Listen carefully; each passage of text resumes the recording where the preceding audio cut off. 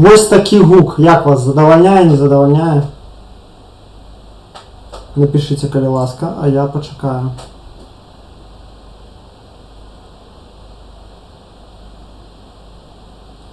Стас Петрик, на новый микрофон донатить не надо, у меня нормальный микрофон, просто я его не своечасово подключил, и тому такая фигня.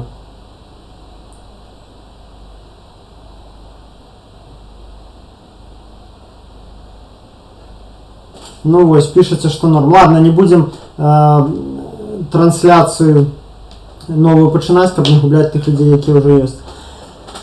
Так, да, фух, наконец-то. Починаем. Па-першае, дзякуй вялікі ўсім, хто данаціў мне за гэты час. Сябры, реально вы мне вельмі дапамаглі. Я уже казаў на папярэднім стріме, што я часова згубіў все свае, спадзяюся, што часова, крыніцы заробку. Гэта засталася толькі адна, гэта вашыя данаты.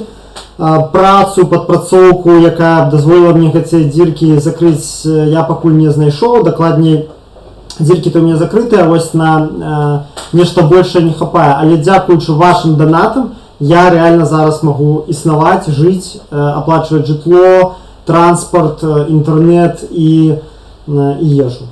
І кушаць за тое, што вы надонацілі. І плюс гэта, як бы, у тым, што працы-то у меня няма, таму у меня стала нашмат больш вольнага часу, і я могу рабіць больш контента для вас. Таму пакуль што так. Ось, пакуль што так, пакуль што вось такі прафесійны рэвалюцыянер на вашых ахвяраваннях. Дзякуй вам вялікі. Сябры, вы реально мне вельмі дапамаглі. У прыватнасці хачу падзячыць кожнаму персанальна, хто данаціў за гэтыя тыдні. Гэта Віктор, Уладзімір, Константин М, Васіль і Наста М. І патронам сваім на патрыоне гэта Александр Б, Саша Р, Анеля К, Андрей Ш, Павел П, Валерий А, Егор М, Павел С, Ханс Авичи, Алексей Эш, Ша, докладней, Окса Эль і Александр Ша. Сябры, хто хоча працягваць дапамагаць мне рабіць мою справу, можете, калі ласка, подписаться на гэты Patreon, донаціць мне таким чынам регулярно, дапамагаць всему тому, что я раблю. Вось, куды пойдуць грошы, я растлумачу адным сваім відэа, пакуль што, да, яны ідуць на тое, каб проста падтрымаць маё існаванне, і асноўны род заняткаў маіх, якому я зараз удзяляю 90% свайго часу, гэта вырабленне контенту для вас, не актывісцкая дзейнасць, распаўсюд у прыватнасці, распаўсюд інфармацыі. Вось гэта тое, што ў мяне атрымоўваецца, тое, што мне падабаецца, і тое, што я лічу найбольшы плён зараз прыносіць, гэта распаўсюджваць інфармацыю. Вось. А хто хоча, можа просто заданаціць разова, спасылка в опісанні. Так, ад донатаў пераходзім далей. Добрая навіна, вось, да слова аб тым, што у меня з'явілася з адсутнасцю працы болей вольнага часу. Добрая навіна, зараз я буду стрыміць не раз на 2 тыдні, а буду старацца раз на тыдзень стрыміць. Хутчэй за ўсё гэта будзе па нядзелях увечары. Так што, сябры, всім, хто меня об этом прасіў раней, хто хацеў чуць часцей, вось ваше жаданне выканана.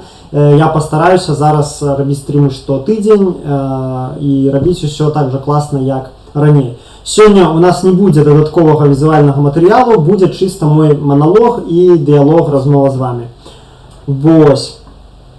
По тэмам сёння. Спачатку мы паговорым пра які традыцыйна ўжо наша рубрика, што гэта за дзень быў у рэвалюцыйнай гісторыі, да, паглядзім наш рэвалюцыйны календар. Далей мы паразмаўляем аб рэпрэсіях, да, гэта просто под знакам рэпрэсій прайшлі просто апошнія тыдні, што адбылося і якія ад гэтага наступствы, тым ліку пазітыўныя. Нечаканыя, магчыма, нехта не думаў аб гэтым, але яны насамрэч ёсць. Паразмаўляем, якія глыбінныя змены адбыліся ўжо ў беларускім грамадстве, як мы змяніліся. І, канешне, я выкажу сваю думку наконт рэферэндума па вяртанню Канстытуцыі 94-го года, які прапанаваў Бабарыка, і аб гэтай ідэі, якую форсіць зараз ягоная група падтрымкі актыўна. Зараз чытаю ваш чатик, і мы пачынаем.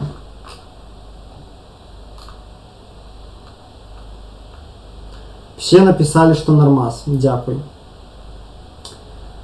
Стас Петрик, як адпачну, Мікола? Нормально. Нормально адпачну. Дякую вялікі ўсім, хто турбаваўся. я хаця і папярэдзіў, я спецыяльна у тэлеграме папярэдзіў, што мяне пэўны час не будзе, каб людзі не падумалі, што мяне арыштавалі, аднак некаторыя ўсё роўна турбаваліся, все там 3 дні цябе няма онлайн, Мікола, дзе ты, што ты? Ну, малайцы, дзякую вам вялікі, вельмі прыемна, што вось ты камусьці неабыякавы. Так, ну што, 43 чалавекі нас глядзіць. Сябры, хто глядзіць, калі ласка, пастаўце зараз лайк і кіньце гэтую спасылку сваім сябрам. Пераходзім ад гэтых бясконцых наушнікаў, наушнікаў, я сказаў, мікрафона, ад гэтага мікрафона пераходзім урэшце да сутнасці. Што сёння за дзень? 4 ліпеня, гэта важны дзень у рэвалюцыйнай гісторыі Беларусі, бо ў горадзе Беластоку, дзе на пачатку 20 стагоддзя быў вельмі моцны і вельмі баявы анархісцкі рух.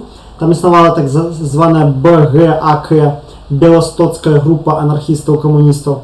Там адбылася першая ў расійскай імперыі стачка, ініцыяваная анархістамі. Гэта тады была гарадзенская губерня, і гэта была 3-дзённая усеагульная стачка, то бок абаставаў увесь горад, і яна суправаджалася масавай агітацыяй за ўзброенае паўстанне і немедленная сію хвіліну, сію секунду усталявання анархічнага ладу. І гэтая стачка, мала таго, што працоўныя не баставалі, яна таксама суправаджалася актамі прамога дзеяння супраць жандармаў, супраць чыноўнікаў. У той час у Беластоцке было абсалютна нармальна кідаць бомбы ў паліцыянтаў, у паліцэйскія пастарункі. Паліцыянты, у сваю чаргу, адказвалі рандомнымі зачысткамі працоўных кварталаў, стралялі па працоўных, асабліва па тых, хто быў заподозрены ў сімпатыі да анархістаў. І пад такім знакам прайшла рэвалюцыя 1905-1906 годах у Беластоку. Беласток ужо не наш, на жаль, і таму гэта, але гэта я лічу ўсё роўна наша гісторыя, бо гэта быў на той час, яжна до 45-го года, гэта быў беларускі горад. Так, датычна рэпрэсіі. Беласток наш, да. Братішка піша. Датычна рэпрэсій.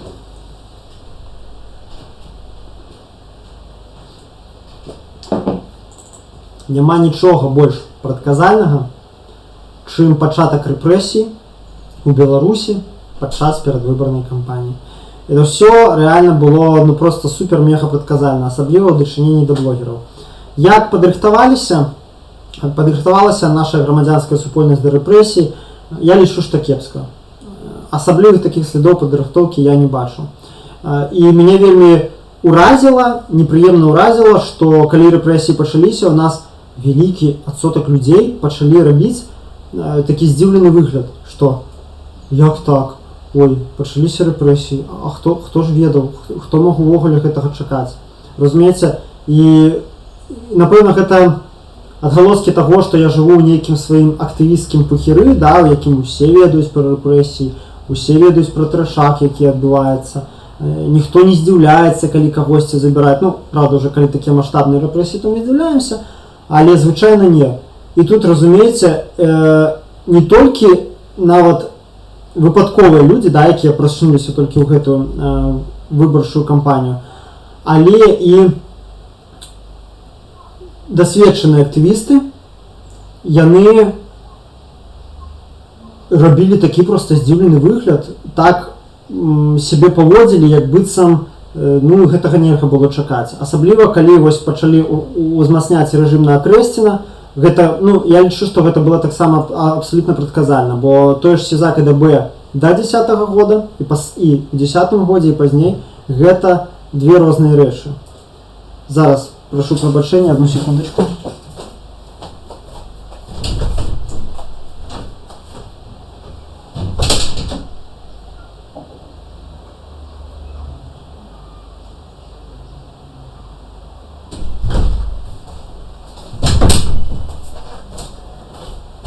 Бытовуха, сорі. Так. Вось, і люди здзіўляюцца, што іх забіраюць, да, тыя ж самыя блогеры, тыя ж самыя там тэлеграмеры. Ну, мне вельмі прыкра бачыць, што людзі не прымаюць належных мераў перадасцярогі, да, бо калі цябе кожную выбарчую кампанію, кожны пратэст цябе забіраюць з кватэры вязуць на суткі, то можна было прадказаць, што калі пачаўся варушняк у Беларусі, то гэта адбудзецца гэтаксама і ў гэты раз. Ну, нет. І зараз мы маем што сколько там, напэўна, чалавек 50-60, да, яшчэ сядзяць на сутках, і это самы цвет, як бы, да, актывізма беларускага. Там, я маўчу пра еўрапейскую Беларусь, да, там ты ж Шэры Кот і Сергей Спарыш і ўсе астатнія. Гэта прыкра, канешне, падрыхтоўкі няма, і пакуль наша палітычная пазіцыя і такое ядро актывістаў яны не навучыліся глядзець на крок наперад, не кажучы ўжо пра тое, каб на 2 крокі.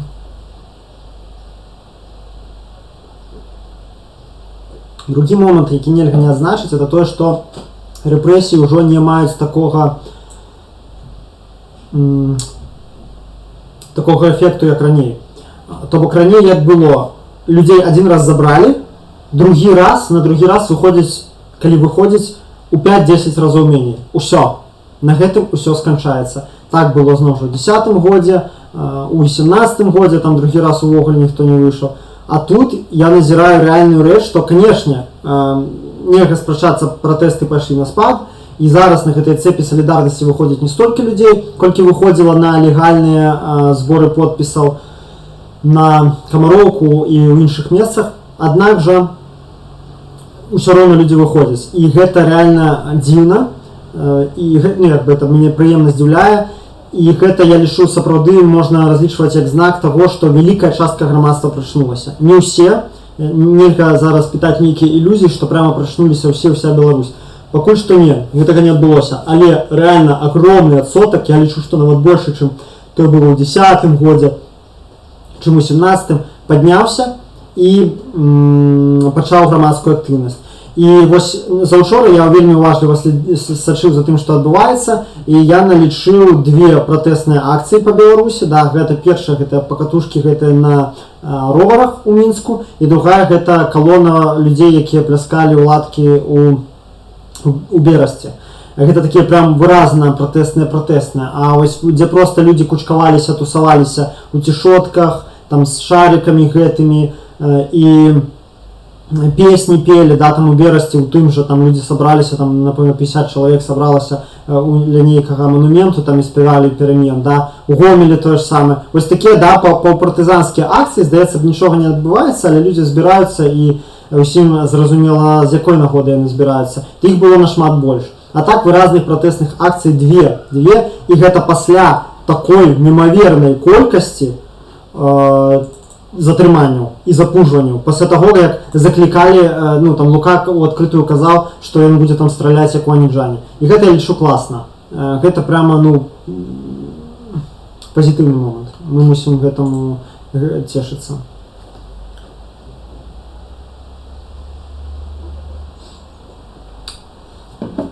Вяртаючыся да апазіцыі, чаму, што я датычна таго, што яна была не гатовая, вось звярніце ўвагу. У нас ёсць колькі? 3 праваабарончыя групы, да? Ну, сур'ёзныя. Гэта БХК, Вясна і прававая ініцыятыва. Гэта тыя, хто займаецца мэтанакіравана палітвязнямі. А ў палітычнай апазіцыі, якую рэпрэсуюць найбольш, ну, возьмем так, это Народная грамада і Еўрапейская Беларусь. Вось такая група, якая пастаянна пад прэсам. У іх нават няма сваёй праваабарончай групы. Няма сваёй сталай супольнасці, якая б займалася толькі тым, што ратуе людзей ад затрыманняў альбо дапамагае ім ужо пасля затрымання.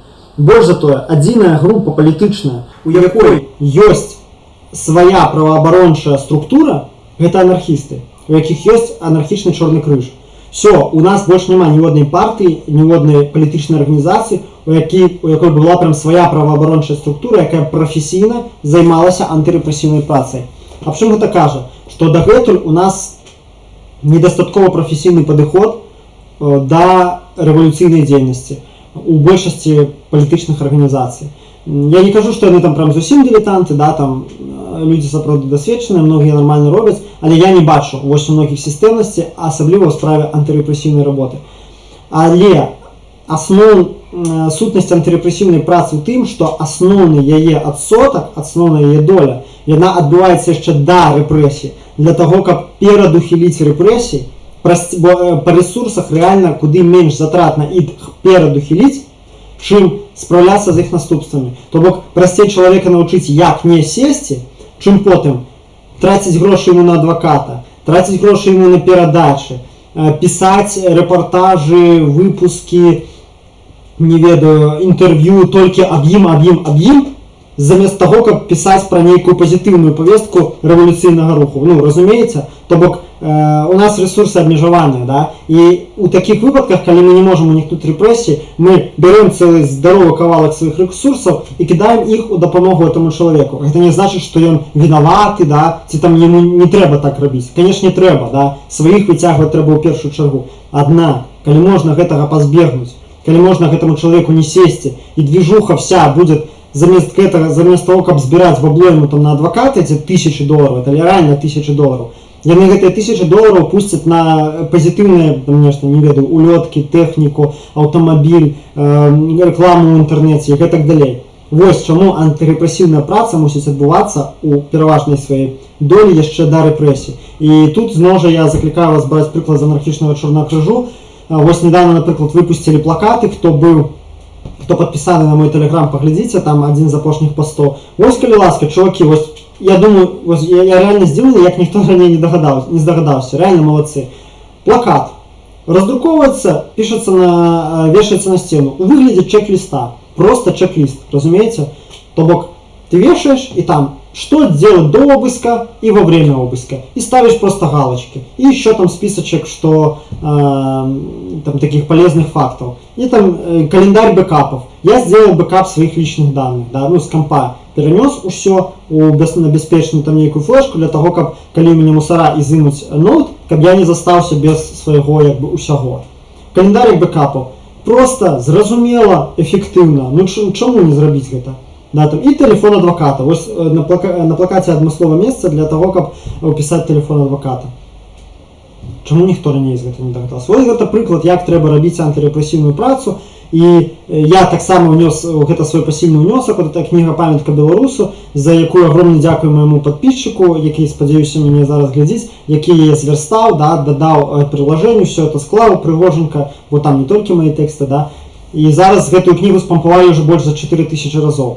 Вось. І калі людзі засвояць хаця б 60-70% то, што ёй напісана, пачнуць выконваць, я вам кажу, што аб такіх затрыманых, аб такіх актывістаў, аб такіх зэкаў патэнцыйных менты, ну, абламаюць зубы. Ім будзе цяжкавата з такімі людзьмі мець працу. Яны ж прывыклі, што там падсунуў протокол, не падпішаш протокол, поедзеш на суткі. Это все таки ага, падпісвае і едзе на суткі.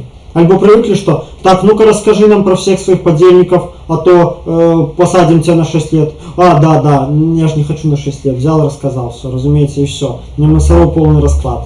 Вось, і гэта быць не мусіць, і ўсім нам, хто хоча удзельнічаць у пераменах, не толькі до 9 жніўня, а і пазней, трэба рабіцца прафесійнымі актывістамі. Ну, хаця б у чымсьці, да, понятно, это не значит, што трэба зараз усім звальняцца з працы і пачынаць там бегаць на мітынгах, альбо там, як я, там стрыміць кожны тыдзень.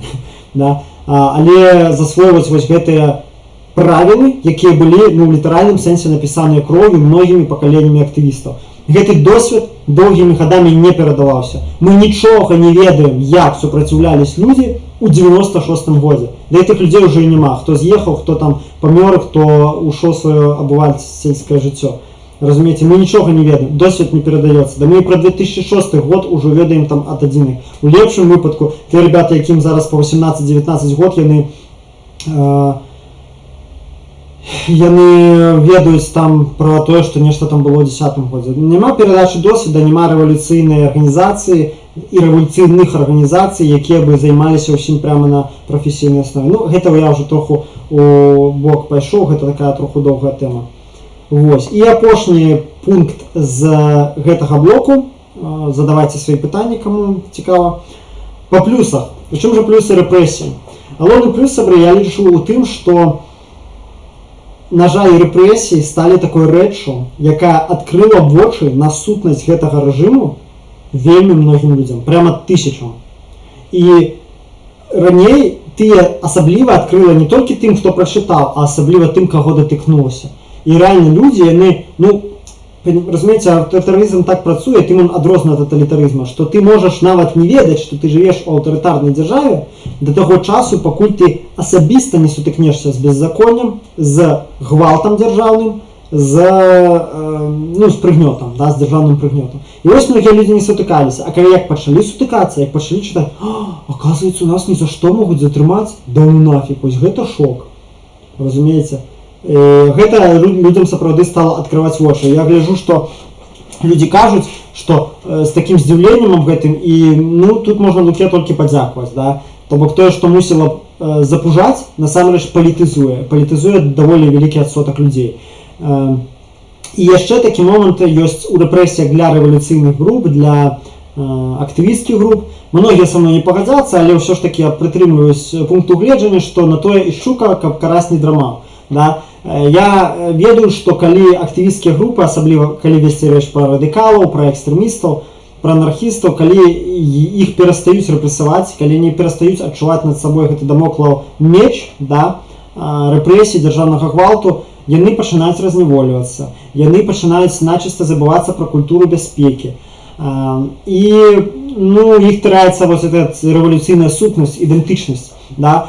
Таму што рэпрэсіі яны трымаюць у тонусе, яны закаляюць, любога барацьбіта яны закаляюць, яны не даюць забыцца пра тое, якой краіне ты жывеш і з чым ты, з тым злом, з якім ты змагаешься. Бо ну, лёгка быць анархістам, я не ведаю, дзесьці там, можа, у Гішпаніі, да? Где ніхто цябе не пасадзіць за то, што ты анархіст. Ну, вось ніхто. Где ніхто цябе не адправіць на суткі за то, што ты налепку анархісцкую налепіў і гэтак далей. Ну, гэта не значыць, што ў Гішпаніі няма рэпрэсій супраць анархістаў. Яны ёсць, да? Але ступень зусім не та. А вось, напрыклад, у Беларусі, где за сам факт таго, што ты недзе патусаваўся з анархістамі, тебя уже начинает губазік долбіць, вось гэта прыводзіць у пачуццё адразу і дае зразумець, што ты мусіш, што стаўкі высокія, што гэта не жарты, што ты патрапіў ужо ў сур'ёзны замес, што ўсё па-даросламу. І гэтае пачуццё, я думаю, у актывістаў мусіць быць заўсёды. Не разнявольвацца, не расслабляцца, не шчоўкаць як бы клювам. Гэта таксама дапамагаюць рабіць нам рэпрэсіі. Канешне, зноў жа, это не значыць, што рэпрэсіі гэта клас, да? Калі іх зашмат, то ўжо можа наступіць і дэмаралізацыя, і некаторыя людзі не вытрымліваюць, не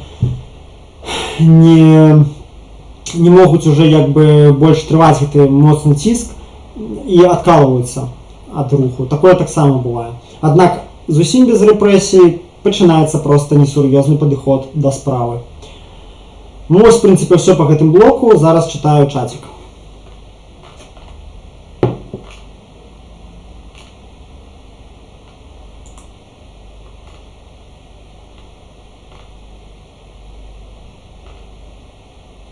Так, столько вы написали.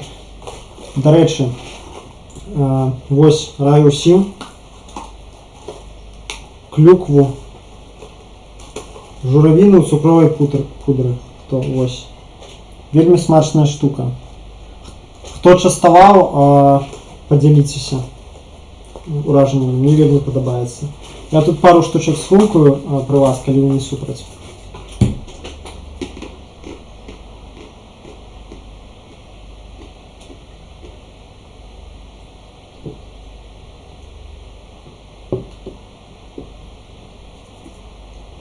Наталья Богумилова. Много народа были аполитичными до коронавируса, например, такие как я. Репрессии для меня стали просто варварскими, я такого не ожидал. Ну, ось бачите, вы не чакали, а хтосьці ў гэтых рэпрэсіях жыў 26 год. Ну, лепш позна, чым ніколі, правильно? Вы гэтага не бачылі, зараз вы побачылі, і зараз у вас няма ілюзій. Ну, як кажуць, welcome to the club.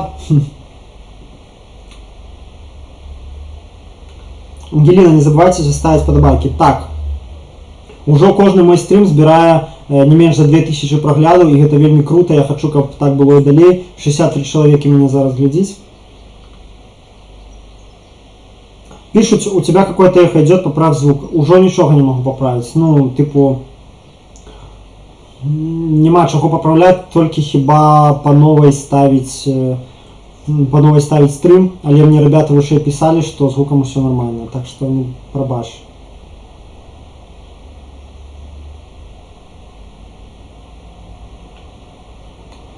Микола, то, что Григорий Антонов, люди массово не пошли, разве это не протест? Насамрэч, ну, шчыра кажучы, калі зусім так строга падыходзіць, то мы ж не ведаем, чаму яны не пашлі. Можа, яны забаяліся каранавіруса, можа, яны раз'ехаліся па дачах, але я згоден з табой, што хутчэй за ўсё, як мінімум вялізны адсотак прычыны, да, чаму людзі не пайшлі, гэта вось быў палітычная прычына. Но я казаў пра такія прама актыўныя пратэсты. Гэта не пасіўны пратэст, это не актыўны пратэст, гэта хутчэй ігнор. Это троху розныя рэчы, але, конечно, там з пэўнай папраўкай можна таксама разглядаць як пратэст. Фёдор Юшкевич, какой ты видишь план на 9 августа? Ведаеце, тое, што я бачу, увогуле не мае зараз ніякага значэння. Таму што я, ну, у гэтым плане мала на што ўплываю. Калі ты цікавішся тым, што на мой погляд было б найбольш эфектыўным, то мне падаецца, што гэта залежыць ад колькасці людзей, колькі можа сабрацца. Калі збярэцца рэальна шмат людзей, ну, трэба рабіць нешта максімальна расцягнутае ў часе і ў прасторы. Вось як мне падаецца. Таму што я пакуль што ўпэўнены, што ўлада не дасць сабрацца ўсім на плошчы, што гэта будзе проста куча пратэсных акцый, магчыма, і сутыкненняў па месцах. Але прадказваць, што ты там бачыш на 9 жніўня, што ты там хацеў бы бачыць на 9 жніўня, я зараз не беруся, бо я увогуле не ведаю, столькі яшчэ часу, все можа рэальна 100 разоў змяніцца. І гэта ўсё такое фантазёрства, нават не беруся аб гэтым разважаць.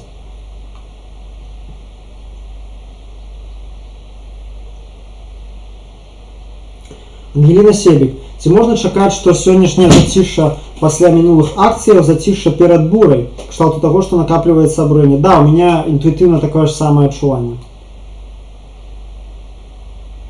Блин, пишет, что гук изменился. Ну, ребята, хорошо. Раз вы пишете, что гук изменился, давайте попробуем так. Еще раз.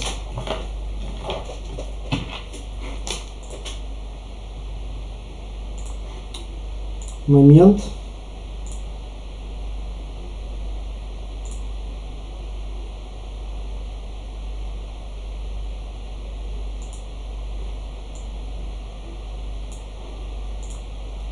Вось зараз давайте. Зараз. Калі ласка, скажите, як зараз гук.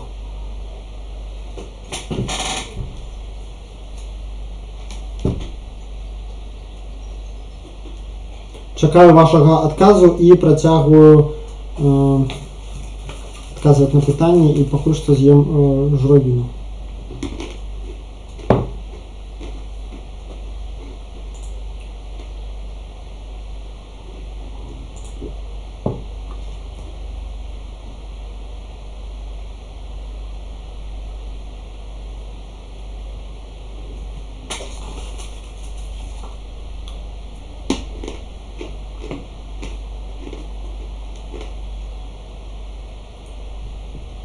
Уже пишут норм гука.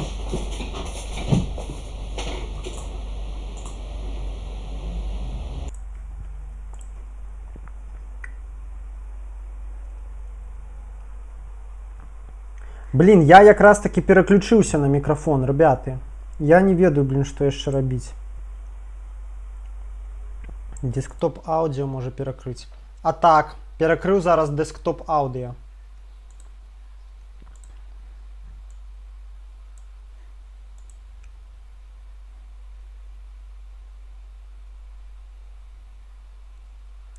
А хтось пишет, что супер. Блин, фиг пойми, ребят, ладно. Я не буду больше хвалцить ОБС, бо зараз разбегутся все люди со стрибу. Пропашьте, коли не критично. О, супер, ну, урешті-решті, дякую. Дзякуй Богу, прабачце, калі ласка, но реально сложная прога гэта АБС і таму з касякамі. Так, все, я падымаюся вверх па чаціку і працягваю адказваць на ваши пытанні.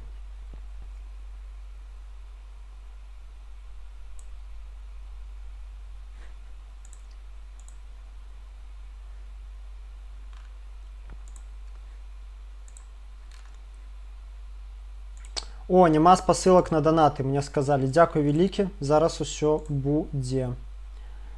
Одну секундочку.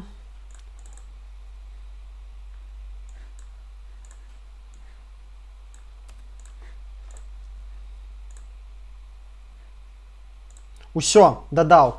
Данаты унізе. Абнавіце старонку. Сорі, яшчэ раз, нешта у меня сёння касяковы стрым атрымаўся. Так. Идем далее. Тра-та-та-та. Yellowman. Почему некоторые люди верят в бред, что между Лу и Пу конфликт, хотя по факту только прессуют европейские организации, а с сотрудничеством ничего не делают? И в целом, как отношения между Лу и Пу налажы? Я не ведаю. Люди шмат во што вераць. Вераць, што 5G вышкі распаўсюджваюць коронавірус. Вераць, што не ведаю, што Путін, што Лукашенко гэта гарант незалежнасці Беларусі. І шмат у што яшчэ вераць. Ну, і што я магу табе адказаць на гэтае пытанне? Наконт канфлікта я лічу, што велацекущий канфлікт у іх ёсць. І ёсць узаемная непрыязнь. Але гэта не значыць, гэта не такой ступені канфлікт, які кажа аб тым, што вось сё яны не будуць стасавацца і на ўсё жыццё паругаліся. Не, такога не будзе. Ну, гэта палітыка, разумееш, ты нават калі ваюеш з прадстаўнікоў іншай дзяржавай, то ты з яе лідарам ціснеш руку адзін аднаму. Як бы ты яго не ненавідзеў. Вашыя грамадзяне адзін аднаго забіваюць, а ты, каб дамагчыся міра, ці там яшчэ нешта, ціснеш яму руку. Ну, он Порах же ціснуў руку Пуціну, да, там у Мінску. Що думаєте, йому приємно було? Ну, тим не менш, так же само і тут. Може бути 100 разів конфлікт, це конфлікт не обозначає розриву відносин у даденому випадку. Тутейший шляхтич, здоровенько, рады тебе бачить. Наш новичок у клубе экспресс-политзеков.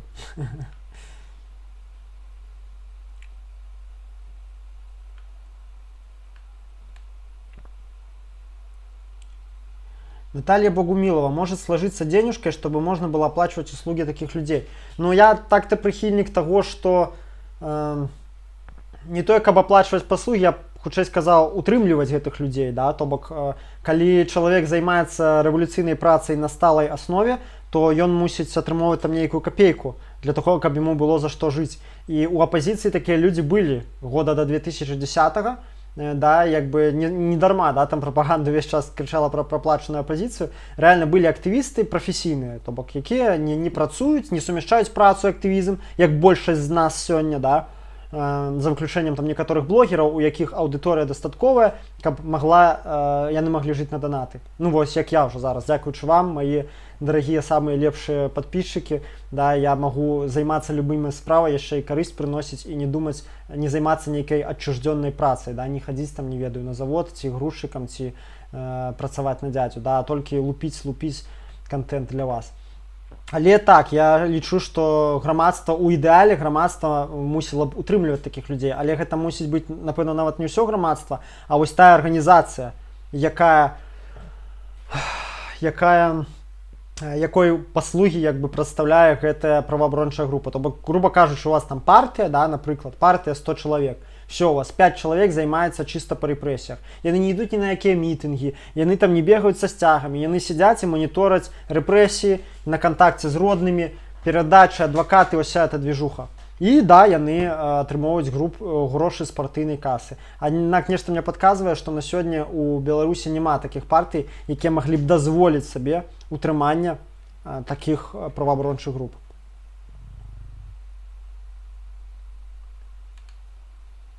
Паштет, вітаю усіх, здароў. Мікола, про Акрэсціна расскажы, што ты забыл на прошлом стриме.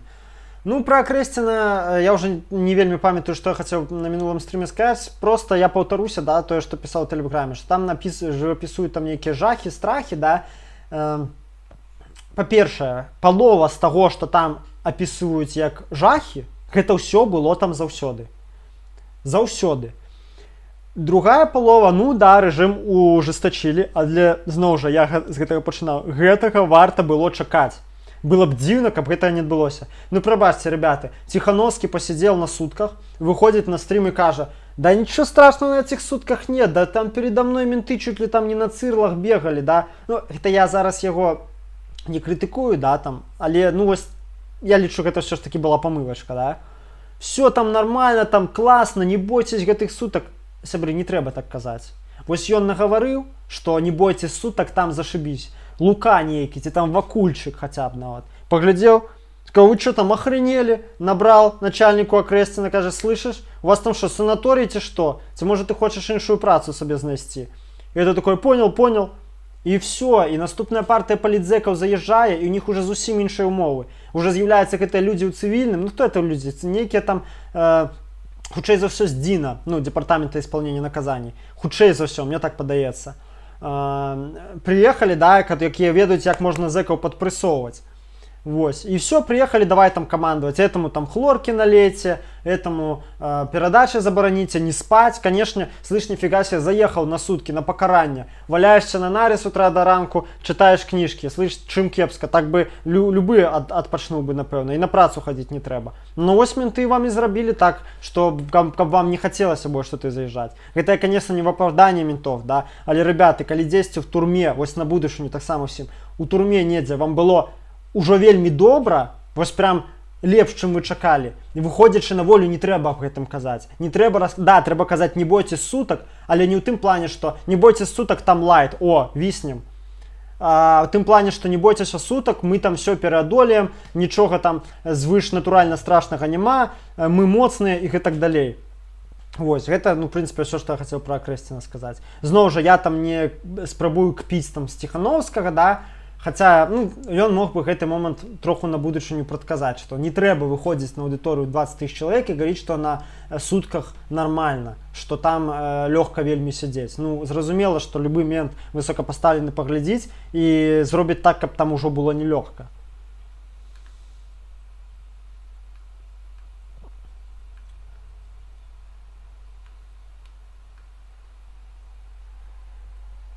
Што ўжо казаць тутэйшай шляхце, што ўжо казаць, у Беларусі затрымліваюць ужо і за неправільныя цішоткі. Бінго! Так было года до 2013-го. Хто вось алды не дадуць схлусіць. За цішоткі з пагоняй адразу затрымлівалі і на суткі. І гэта было нормай. Это потым так перастала быць. І зараз ізноў стала. Так што, ребяты, няма нічога новага пад сонцам.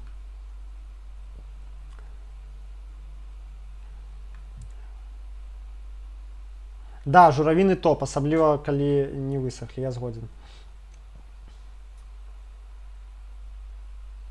Стас Петрик: Мікола троху не па тэме. Ці ты знаёмы з Дашкевічам? Як да яго ставішся, чаму яго не чутна ў апошні час? Знаёмы. Стаўлюся як да асобы станоўча. Паважаю яго стойкасць. Мы добра знаёмы, мы ў нармальных адносінах. Аднак у плане поглядаў я лічу, яны давольна мракабесныя ў яго, і яму, на жаль, не хапае базавай адукацыі для таго, каб разважаць аб многіх палітычных рэчах. Калі ён там піша, напрыклад, што Бог стварыў нацыі, да, там ад пачатку, ну ці іншыя такія рэчы, ці там гэта яго агалтелая гамафобія, да, з крыкам, што там вычварэнцы мешаюць жыць беларусам, ну гэта мне не падабаецца. Але мы з ім добра знаёмыя, і я яго, канешне, паважаю як змагара, як барацьбіта, як чалавека стойкага, незломнага, малайчына у гэтым плане. Чаму не чутна? Ну, я думаю, гэта лепей у яго запытацца. Я, як бы, тут не ўправе казаць за іншага чалавека. Аднак, я думаю, калі ну, амаль любога з нас, да, з 75 чалавек, які так тут зараз сидіць, слухае, так патріпала, як Дашкевіча, я думаю, многія з нас таксама 2 разы падумалі перад тым, як кудысь вылазіць. Дарэчы, па-мойму, на варту курапацкую ён ходзіць дагэтуль. І гэта пры тым, што яго там 3 дзіцёнкі.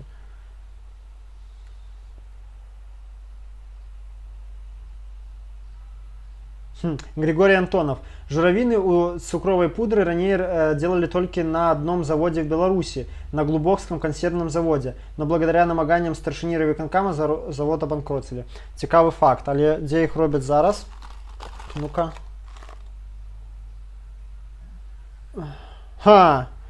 Вось и не обанкротили. Изготовитель ОДО ПКФ Оржаница, Республика Беларусь, Витебская область, город Глубокая. Улица Дзержинского. Так что працуе глубокий завод. Мусіць гэта той же самы, дзе згушчонку знаменитую глубокскую робяць. Так, гук ужо добрый, добра.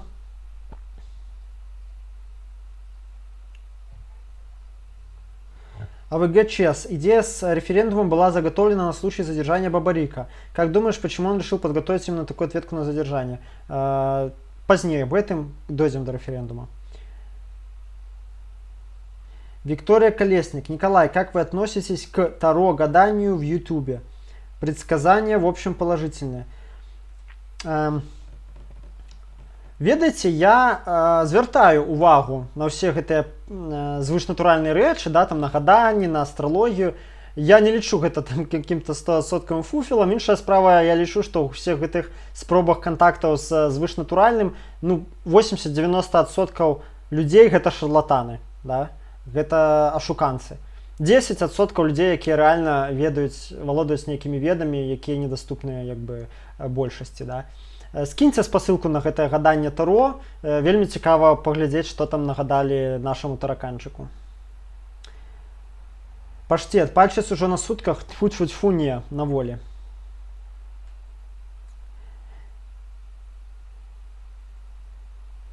Геннадзь Карпенко. Як арганізаваць людзей у чатах на 10 000 чалавек? Ці варта гэта рабіць? Як выкрыць правакатараў? Геннадзь, я лічу, што ў чаце на 10 000 чалавек ты не арганізуеш нікога. Ты можаш што рабіць у чатах на 10 чалавек? Вучыць людзей. Людзі могуць там знаёміцца. Ну і бадай што ўсё. То бок ты можаш даваць ім інфу і даваць ім магчымасць пазнаёміцца адзін з адным. Усё. Па правакатарах, калі гэта дебіл-правакатар, так як большасць, вылічыць лёгка. Ну, это асобная тэма, можна цэлы стрым гэтаму прысвяціць. Скажем так, лёгка вылічыць. Калі гэта разумны правакатар, то ты яго не вылічыш. Ну, ніяк. Это, ну, не то, што ніяк, гэта вельмі складана. Прям вось табе патрэбны чалавек, які валодаў бы проста досведам, уменнямі аператыўнай працы на высокім узроўні. Альбо крытчык сіжаны, якіх 2-3-5 год адсядзеў укрыты, альбо аператыўнік, МУС ці КДБ. Вось яны дапамогуць выкрыць правакатара. А звычайны чалавек, які не такі без спецыяльных скілоў, ён табе яго не выкрае. Але я думаю, што ў гэтых чатах трэба апасацца не столькі правакатара, колькі проста ціхары, якія сядзяць і проста скроляць всю інфу, аналізуюць, да, то бок аналізуюць настроі, аналізуюць, хто што піша, за кім як бы трэба сачэнне асобнае і так далей. Григорий Антонов. Микола, про референдум не забудь. Да не забуду, я еще отказываю только на ваше питание, еще 2 блока напереди. Геннадзь Карпенко. Площа без организации, это плюс ці минус? Залежно от ситуации. То бок, я бы сказал так, площа без организации, это минус. Площа без лидеров, худший плюс. Потому что лидеров нейтрализовать вельми просто. Больш за тое, лидеры маюць здольнасць, маюць уласцівасць сливать протест и ісці на калабарацыю з уладамі. Узгадаем, напрыклад, той же Майдан, што там эта тройка, Яценюк, Клічко і, по-моему, Цягнібок, яны нормально сабе хадзілі на перамовы з Януковічам, пагаджаліся на нейкія там ягоныя умовы, знаходзілі там нейкія кампрамісы, бла-бла-бла, а улица ім той час сказала: ідзіце-ка вы нафіг, мы дзейнічаем па сваім плане. Но гэта не таму, што вуліца была стыхійная. Вуліца якраз таки была арганізаваная. Там ужо высунуліся новыя лідары, ужо сфарміраваліся стыхійна новыя арганізацыі, новыя гурты, якія казалі: вы там можете дамаўляцца сабе ўсё, што хочаце, а мы ўжо самастойная сіла, незалежная. Таму, калі перафармуляваць, Геннадзь, твоё пытанне, калі плошча без сучасных лідараў, вось тых, якія ёсць зараз, гэта хутчэй добра. Бо при ўсёй павазе да это гаспадарства, якое зараз сядзіць на сутках, я апасаюся, што многія з іх могуць зліць пратэст ці калабараваць неяк з уладамі і гэтак далей. А вуліца, там дамаўляцца няма з кім, і таму калабарацыя амаль што немагчыма. Таму вуліца заўсёды будзе больш радыкальная за асобных палітычных. І вуліца, што самае галоўнае, вось гэтыя масы народныя, яны не маюць за мэту захапіць уладу. Разумееце? І таму калабараванне ў іх выпадку без сэнсу. Яны ідуць да поўнага знішчэння як бы сістэмы, рэжыму. Асабліва, калі гвалт супраць іх ужываецца. Но это ўжо іншая тэма. Вось. Таму арганізацыя мусіць быць. Арганізацыя мусіць быць, і аб гэтым будзе мой наступны відос бліжэйшы. Аб тым, як паводзіць себя на мітынгах. Я выбачаюсь усіх сяброў, што не зрабіў яго ў чэрвені, як абяцаў, але зараз ужо напісаны сцэнар, і відос хутка будзе.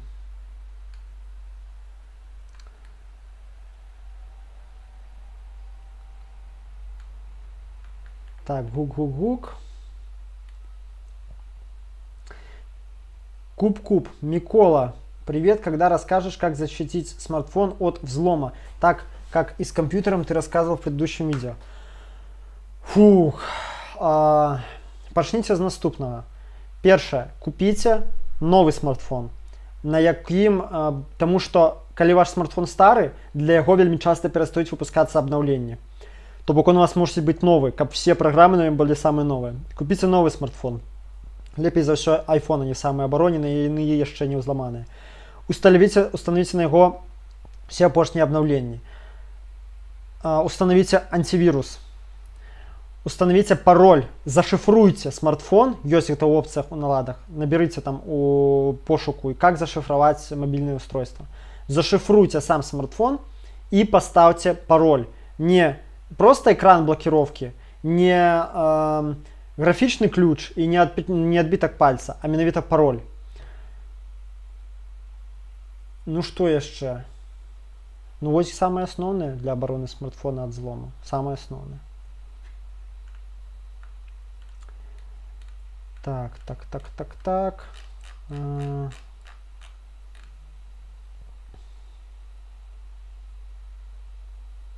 Тутэйшы шляхціш, у сэнсе я навічок у экспрэс-палітвязню, но я маю на увазе, што пасядзеў адну ноч. І зноў жа, welcome to the club.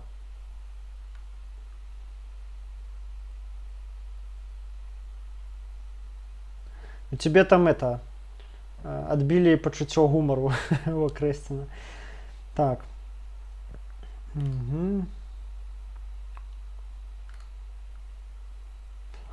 Михал Кісель. Якое месца ў Мінску падыдзе для масавых мітынгаў замест ранейшых? Ды любое. Чаму любая вуліца мусіць стаць месцам для мітынгу пры наяўнасці належнай колькасці людзей? Зноў жа, мне таксама не падабаецца, што у нас все ломяцца на эту кастрычніцкую плошчу, як быццам іншых месцаў няма.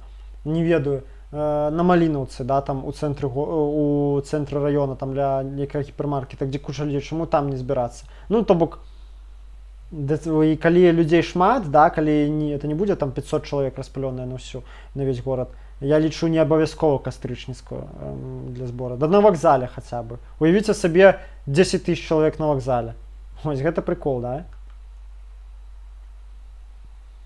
Каспар Бекеш. Мікола, зрабі гукавыя данаты. Думаеце, варта? Ну, калі варта, то хто яшчэ хоча гукавыя данаты, вось як упальшыцца, адпішыце, калі ласка, у чаціку.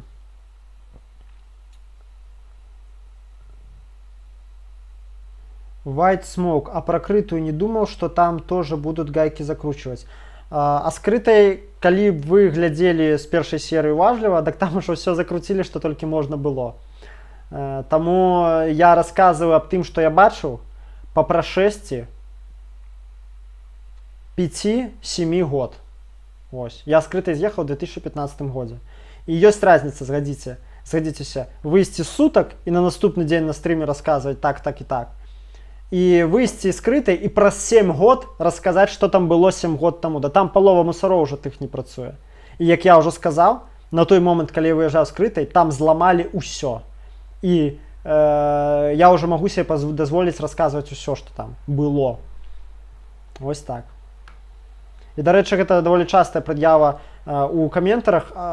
Так пішуць не вельмі далёкія людзі, да, якія не ведаюць раскладаў унутраных і не ведаюць, што там было і што там стала у 2015 годзе.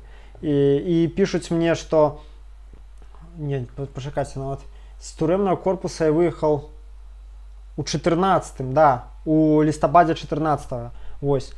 І што там адбылося пасля. Таму так могуць сказаць людзі толькі, якія не шараць у тэме. Ну вось, Каспар Бекеш пацвярджае, што зацішоткі сажалі. АВГ ЧС, ты паддзержваеш флешмоб салідарнасці в 19:00? Так, падтрымліваю, каб усе гэта рабілі. І не, я нават рэпост рабіў, да, ўсё ў тэлеграме.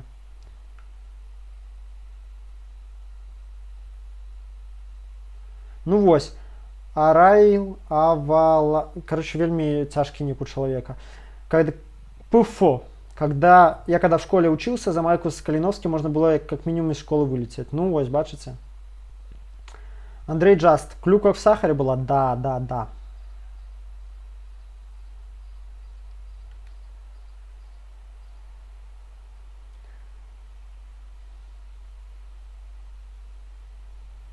Ага. Кажуть, Сівін Дмитрий каже, что Лукашенке карты Тарона гадавали хваробы.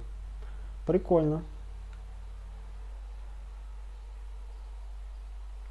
Стас Петрик, такія самыя журавіны, у нас такія журавіны выстрым сёння, да? Такія самыя журавіны браў у Польшы, нават і коробка такая самая была, толькі ўсё па-польскі. Не ведаю, гэта беларускія ці польскія, а нашы толькі падрэзалі ідэю. Ну, прынамсі не горш зрабілі. Петр Крауч. Мікола, пытанне не па тэме. У тэлеграм-каналах прасочваецца інфа, што пра радыкальныя прарасійскія групоўкі, што адпачываюць то на Браславах, то ў Сасновым Бару. На твой погляд, да чаго яны рыхтуюцца? Ну, я бачыў толькі адзін раз такую інфу. Калі такіх груповак ужо некалькі тут, то насамрэч варта насцярожыцца. Але гэта могуць быць і проста адпачываючыя, таму што не забывайце, ребята, межы-то закрытыя і зараз лета. І гэтым мразям таксама трэба недзе адпачываць.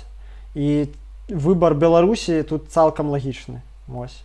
Тут все дёшава, тут все как в Савецкам Саюзе. Пакуль што я чытаў толькі пра сябраў гэтай Спарты, ось, якія тут падтусоўваюць. Ну, я не думаю, што ім тут прама дадуць нешта такое учыніць сур'ёзнае.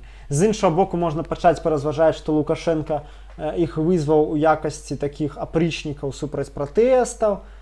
Но з іншага боку, ну такое, ведаеце, тут сілавікі як бы паляну ўжо гэтую стрыгуць колькі год, а тут нейкіх апрычнікаў замежных вызваць, ну это неяк трэшова. Ну, можа, ведаеце, яны вызваныя як на выпадак, калі менты адмовяцца падпарадкоўвацца Лукашэнке, але тады навошта за 2 месяцы, за 1,5 месяцы да выбараў? Што яны могуць зрабіць? А тое, што яны тут самі па сябе без ведама КДБ рыхтуюцца да нейкіх правакацый, гэта я не паверу. Тут у нас КДБ як бы працуе нармальна. Ну, кароче, пакуль занадта мала інфы, каб рабіць высновы, можна шмат канспіралогіі нафантазіраваць, а пакуль што я бы падумаў, што, ну, магчыма, яны рэальна проста адпачываюць. І я чытаў інфу толькі ў адным месцы.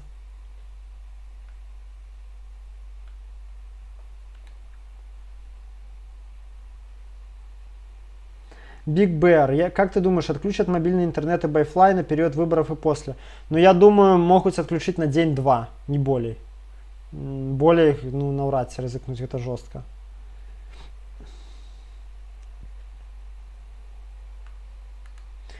Артем Румянцев. Микола, привіт, у нашей Верховной Раде створили межфракційні депутатские об'єднання за демократичную Беларусь. Пробачьте, коли неправильно читаю по-украински. Обратно головой депутатского об'єднання обрано депутата від ЄС Олексія Гончаренка. Так, я читав эту новину. Алекс Кононов. Что думаешь о Гейдаре Джемале? Знаком с его творчеством? Не, на жаль, не знайомый. Тутэйшы шляхціш. Яны могуць быць выкліканыя як правакатары, каб менты мелі аснаванне страляць па народу. Ну... В принципе, да, цікавая версія. Зацісацца ў шэрагі пратэстоўцаў, але Ну да. Хаця з іншого боку, а што мало ў Беларусі зэкаў нейкіх ці тых жа пераапранутых курсантаў акадэміі міліцыі, якія могуць тое ж самае зрабіць, якім даверу куды больш, чым нейкім гэтым замежным апрычнікам, і якім яшчэ нармальна забашляць трэба за гэтую плату. Ну такое. Как бы, як бы ведаючы Лукашэнку, да, мы можам бачыць, што падчас усей сваёй рэпрэсіўнай як бы дзейнасці ён ніколі не палагаўся на кагосьці звонку. Ніколі. Заўсёды ў яго было, ён разлічваў вось на тых, каго ён ведае. І гэта лагічна насамрэч, да? Бо ну, па шэрагу, цэламу шэрагу прычынаў, і прям думаць, што ён зараз выклікаў нейкіх гэтых самых, ну трэба капаць у гэтым накірунку. Я думаю, што калі такія факты з'яўляюцца, трэба браць журналістам просто туды ехаць на месца, грукацца ў дзверы гэтай базы отдыху, говорить: здравствуйте, а кто вы, а што вы, а адкуль вы. Так і трэба рабіць. Ну, як бы, няхай яны бачаць, што іх апазналі, прынамсі, і гэтым можна сарваць усе, як бы, планы. Так, все, я на ўсе пытанні з чаціку ўрэшце адказаў. Ідзем далей па плане стрыму. Так. Яшчэ одну журавінку і пачынаем.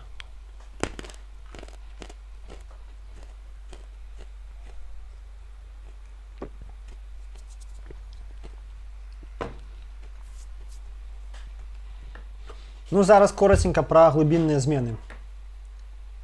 Так, надеюсь, тое, як я жаваў журавіну, не было вельмі чутно ў мікрафон.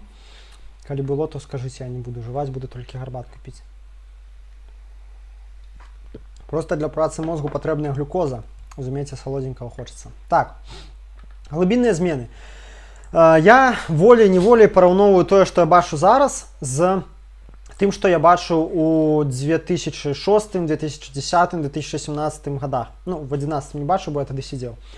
І ведаеце, я рэальна бачу, што непараўнальна большая вулічная актыўнасць. Ты просто выходзіш у горад, ты офігеваеш. Паўсюль гэтыя 3%, паўсюль улёткі. Столькі там гэтай партызанскай актыўнасці, да, там это процент да трэцяга паверху ў ліфтах дапісваюць. Ну, я не буду пералічваць. Аж да таго, што спальваюць табакеркі, да, чаго раней ніколі не было. З'яўляюцца новыя нейкія блогеры. Пакуль яны недзе так, на перыферыі, іх не вельмі бачна, але калі ўсё ўляжацца, самыя такія актыўныя, самыя здольныя з іх, яны выплывуць як бы наверх, калі вся гэта як бы муць асядзе, да. З'яўляюцца новыя блогеры, то бок менавіта ідзе нізавая актыўнасць, аграмадная. Такога не было ніколі. Гэта, значыць, кажа аб чым, на мой погляд, што тут не толькі такія спантанныя людзі. Ось там група падлеткаў вырашыла пайсці там паклеіць улёткі, да, там учора даведаўшыся, што бабарыку не зарэгалі, да прыкладу. А тут яшчэ і працуюць відавочна групы, якія прям на гэта мэта скіраваныя. То бок такую колькасць, вот это 3% па вуліцах, да, там на сметніцах паўсюль, могуць напісаць толькі людзі, якія прямо вось гэтым заняліся ўсур'ёз. То бок яны прадумаюць, калі яны будуць гэта рабіць, як, шляхі адыходу, дзе ім сёння маляваць, дзе заўтра, у іх ёсць сталая група і гэтак далей. І бачна, што шмат такіх груп, якія гэтай вулічнай актыўнасцю займаюцца на прафесіянальнай ці паўпрафесіянальнай аснове. Гэта вельмі класна, так і мусіць быць.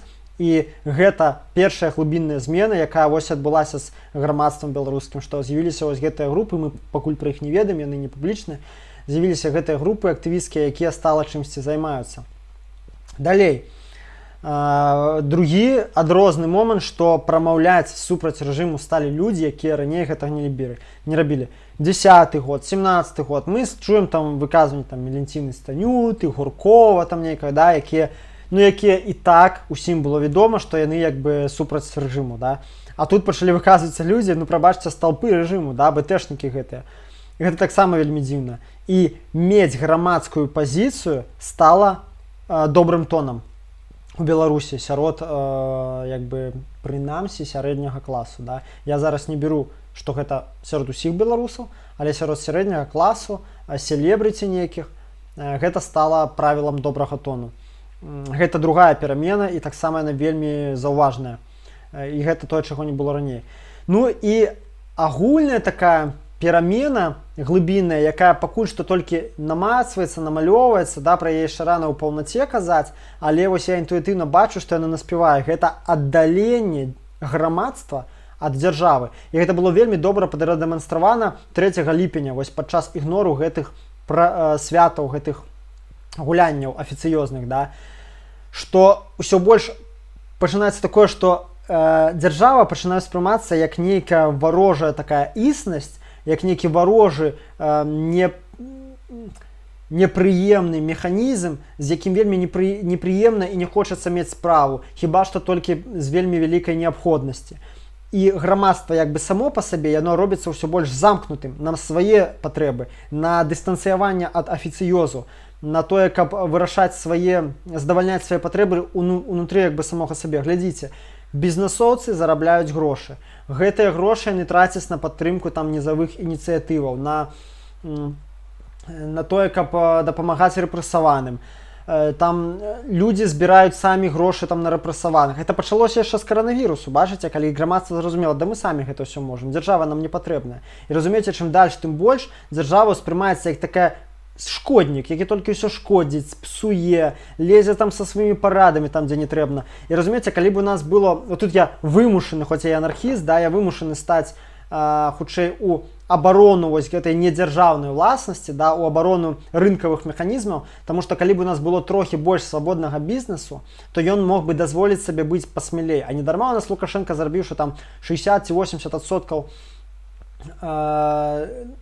эканомікі ўсё яна дзяржаўная, да. Калі б было больш недзяржаўнае, то гэты працэс замкнутасці грамадства ў аддаленні ад дзяржаўнага апарату быў бы яшчэ моцна развіваўся, бо для любой самазамкнутай структуры, да, там, для грамадскай той жа супольнасці патрэбны ўсё ж такі фінансы. Фінансы могуць даць у належнай колькасці толькі вось такія бізнес-інстытуцыі. Звычайныя людзі са сваіх заробкаў пры ўсім жаданні не могуць столькі надаваць. Гэта, конечно, кепска, таму што гэта адлюстроўвае той факт, што вялікія колькасці рэсурсаў, тут я вяртаюся да свайго анархізму, да, вялікія колькасці рэсурсаў фінансавых, матэрыяльных сканцэнтраваныя ў руках гэтых бізнесоўцаў. І яны самі распараджаюцца, вырашаюць, захочам, падтрымаем грамадзянскую супольнасць. А калі мы не хочам уступаць у канфлікт дзяржавай, і гэта пазіцыя большасці ўсё ж такі бізнеса на сёння, да, то мы не будзем падтрымліваць палітыка сама сабе, мы самі сабе. Але дзякуй Богу, што ёсць вот такія бізнесмены смелыя, іх ужо пачынаюць далбіць, да, там той жа Сімбальбай, якія дазваляюць себе вось выходзіць за гэтыя рамкі, рызыкуюць сваім бізнесам, тут яны малайцы. Але ўсё ж такі па агульным правіле, конечно, есть такая прыслоўе: грошы любяць цішыню. І грошы не любяць лезці ў палітыку, бізнес не любіць спансіраваць нейкія перамены, таму што гэта для яго небяспечна. Гэта замінае ім рабіць грошы. Ніхто не хоча з-за нейкіх там высокіх ідэалаў пазбавіцца таго бізнесу, які там ты больш будаваў шмат год. Аднак, ну, гэта я адступіў. Вяртаючыся да таго, да, грамадства робіцца ўсё больш самадастатковым, аддзяляючыся ад дзяржавы. І гэта заўважна вось прямо у цэлым шэрагу праяваў. І ў тым, што вось я ўжо сказаў, як не ходзяць на афіцыёзныя святы, і тым, што не чытаюць дзяржаўныя СМІ, і тым, што людзі імкнуцца не працаваць на дзяржаўных працах, і тым, што калі камусьці ёсць неабходнасць у падтрымцы фінансавай ці прававой, да каго ломяцца? Да вясны, да валанцёраў, да незалежных СМІ, да блогераў. Не ў міліцыю, не ў выканкам, не ў падатковую, не ў нейкія дзяржаўныя фонды, таму што няма ім даверу. Вот, разумееце? І гэта рэальна класна. І гэта зараз такі закладваецца падмурак пад такія працэсы, якія, на мой погляд, пры лепшым раскладзе могуць вырасці ў тое, каб у Беларусі рэалізоўваліся ідэалы масавага самакіравання. Вось. Гэта тое, чаго я, канешне, хачу, да чаго я імкнуся, каб мы гэтую дзяржаву пакрысе дэмантавалі, і каб до людзей дашло, то, в прынцыпе, яна нам увогуле-то не патрэбная, да? Што дзяржава, якая не можа, чыстую ваду задавольніць, патрэбу ў чыстай вадзе задавольніць для сваіх грамадзян, так нафіга яна толькі трэба? Щоб грошы з нас збіраць? Да лепш мы самі добраахвотна здадзім, ці будзем дамаўляцца там за гэтыя падаткі, колькі мы каму і на што плаціць, так яно прынамсі будзе празрыста, мы будзем ведаць, куды яны ідуць. А тое, што у АМАПа у нас тут 100-500 мільёнаў, да, а чыстую воду не можаце нам зрабіць. Ну і гэтак далей. Вось, і гэтыя глыбінныя змены ў грамадстве мне падабаюцца, яны ідуць у правільным накірунку, і наша задача зараз, акрамя іншага, зрабіць так, каб яны працягваліся і паглыбляліся. Так, гэты пункт усё, і мы пасля таго, як я прачытаю чацік, пераходзім да рэферэндуму па Канстытуцыі.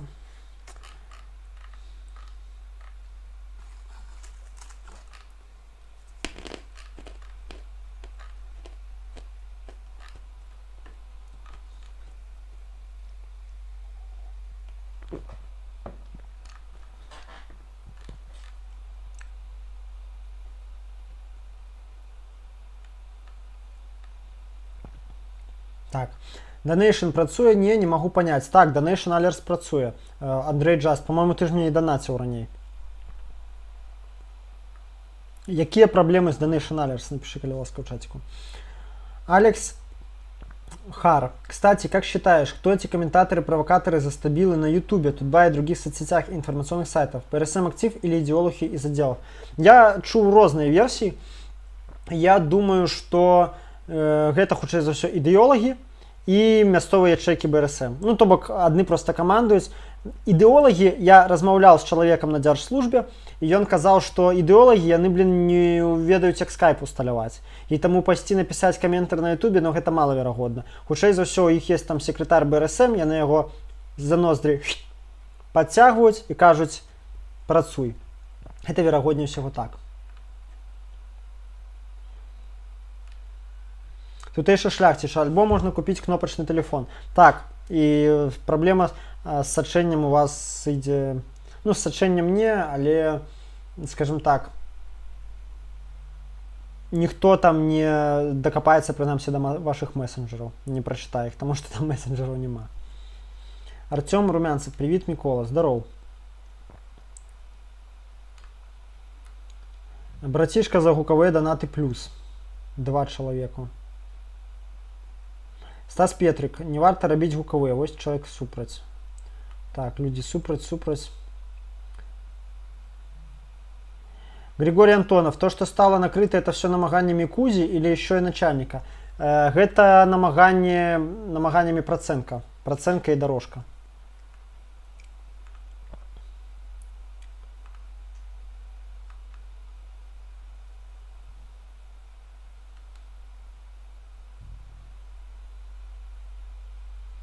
Артем Румянцев, тутэйшы шляхціч, якщо мусора стрілятимуть по натовпу людей, тоді Лука може тоді з президентським креслом попрощатися, йому ж громадяне не пробачать. Я згоден, насамрэч, да?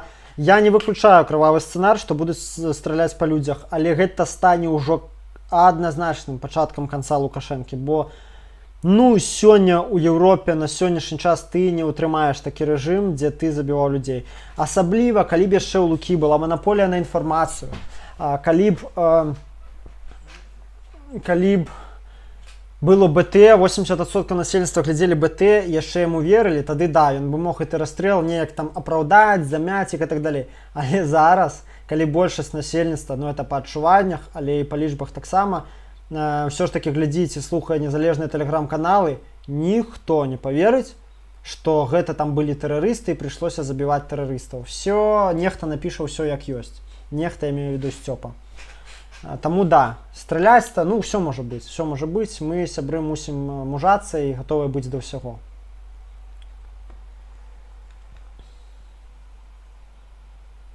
Григорий Антонов, курсантов никто не зашлет, им веры нет. Скорее пустят шлюх и зэков.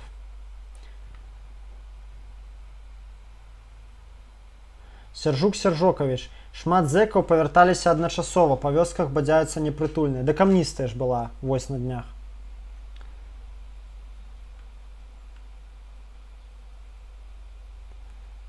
Биг Б кажа, хочацца еш. Ну дзякуй, я за гэта з'ем яшчэ одну журавінку.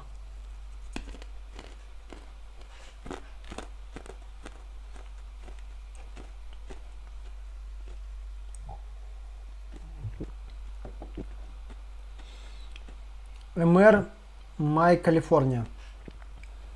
Беларусь после Лукашенко. Какой путь нам выбрать? Евросоюз с противостоянием с Россией или третий путь, не входить в любые союзы, в том числе военные, объединения с той или иной страной? Я толькі за ўступленне ў еўразвяз.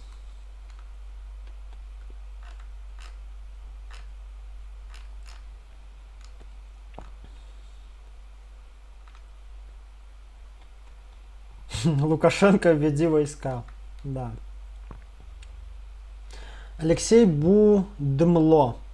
Николай, как перекодировать старшее поколение бабушек, дедушек? Как объяснить им весь ужас диктатуры Луки, что в жизни есть что-то кроме чарки и шкварки? А ніяк. Нічога ты уже не зробиш. Альбо толькі калі кагось яны асабіста пацерпяць, альбо хтосьці з іхніх родных пацерпіць, тады вочы адкрыюцца. А да гэтага не траць час. Не марнуй. Той же Бульба рассказывал в эфире Еврорадио, что его вывозили в лес ФСБшники в Беларуси. Не чу такого. Игнатий Карпенко писал.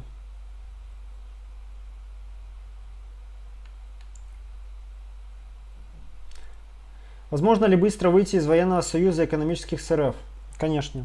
Не только питание политичной воли. Ну, правда, будет наступство, конечно. Они начнут нас душить. Газ, нафта и все остальное. Ну, так и так, после сыходу Луки будет тяжко.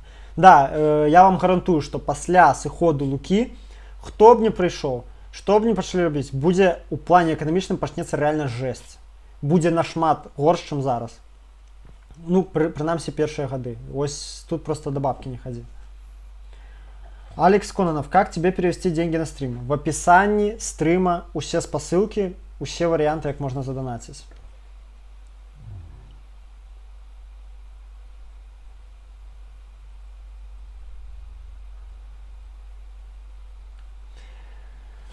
White Smoke, что ты имеешь в виду под не очень далекими людьми? Я могу ошибаться, но вроде ты говорил, что тебе уже все равно, что будет накрыто, если ошибаюсь, не писуть. Мне все ровно, тому что там уже все зламали. И кіруе там чалавек, на якога я абгрунтавана падазраю, што ён супрацоўнічае з мусарамі. Разумееце? Вось у гэтым плане мне ўсё роўна. І я ўжо горш зрабіць не магу. А што я маю на увазе пад недалёкімі людзьмі, гэта тыя, хто мне ў каменты піша, там, можа вы не бачылі, у ВК было і на Ютубе, ты там козёл, такой-сякой, там пишут образы, вось за таких, як ты, ломают зоны, приходят мусора, и типа все ништяки у пацанов отбирают и обгрунтовывают это тем, что на ютубе рассказали. Так я кажу, это могут писать только недалекие, потому что Крытую, Могилевскую взломали на початку 2014 года. Разумеете, и мои YouTube передачи горш не могут. Конечно, мусора могут прийти зараз, отобрать что-то и сказать. Ой, это из-за того дедок там рассказывал на ютубе. Ну это ж хлусня, потому что они отобрали бы любым выпадку, ну придумали б іншую нагоду. Блин, ну ось тому я и кажу, что только недалекие люди могут такие писать, які не володают ситуацией, что якобы мои там передачи на ютубе об тым, что было укрыто 7 год тому, могут нашкодить. Не могут. Биг Бер, что будет с БРСМ, если сменится власть? Нічога, перафарбуюцца, пойдуць на дзяржслужбу, паступаць у нейкую іншую дзяржаўную арганізацыю. Ну, залежна зноў жа, як улада зменіцца, але большасць гэтых людзей яны найдуць себе нармальнае месца ў новай дзяржаве. Можаце не сумнявацца. Такія прыстасаванцы яны патрэбныя пры любым ладзе.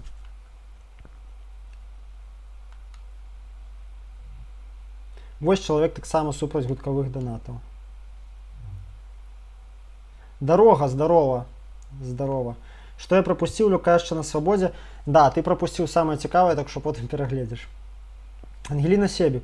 Что думаешь наконт магчымага сцэнара ад уладаў, каб адцягнуць увагу? Кшталту таго, што быў, здаецца, у 2011 з тэрактам метро. Думаў аб гэтым, аднак маё меркаванне, што зараз улада на гэта не адважыцца. Калі быў выбух у 2011 метро, реально агромны адсотак людзей, ну па адчуваннях не менш за траціну, просто ніяк ні ў якую не поверила ў афіцыйную версію.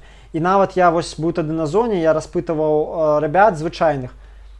Блин, 90% зэкаў, яны лічаць, што гэта арганізавалі мусара, гэты выбух. Вось просто я пытаўся, як ты думаеш, хто? Да мусара. Іншага, хто? Да мусара, стопудова. Разумееце, гэта сярод зэкаў такое меркаванне. Таму, я думаю, Лука не пабачыў, і калі вы глядзелі ягоную рэакцыю, яго тады вельмі бамбіла ад таго, што людзі не паверылі, а яшчэ і прама абвінавацілі яго і спецслужбы у тым, што адбылося. Яго просто так пердак рвало, што капец. І я думаю, другі раз ён не рызыкне на такое. Ён зразумее, што гэта яшчэ тады, калі ў 11-м годзе, калі яшчэ БТ шмат хто глядзеў, людзі не паверылі, то зараз гэта будзе просто для него, ну во, крыжык.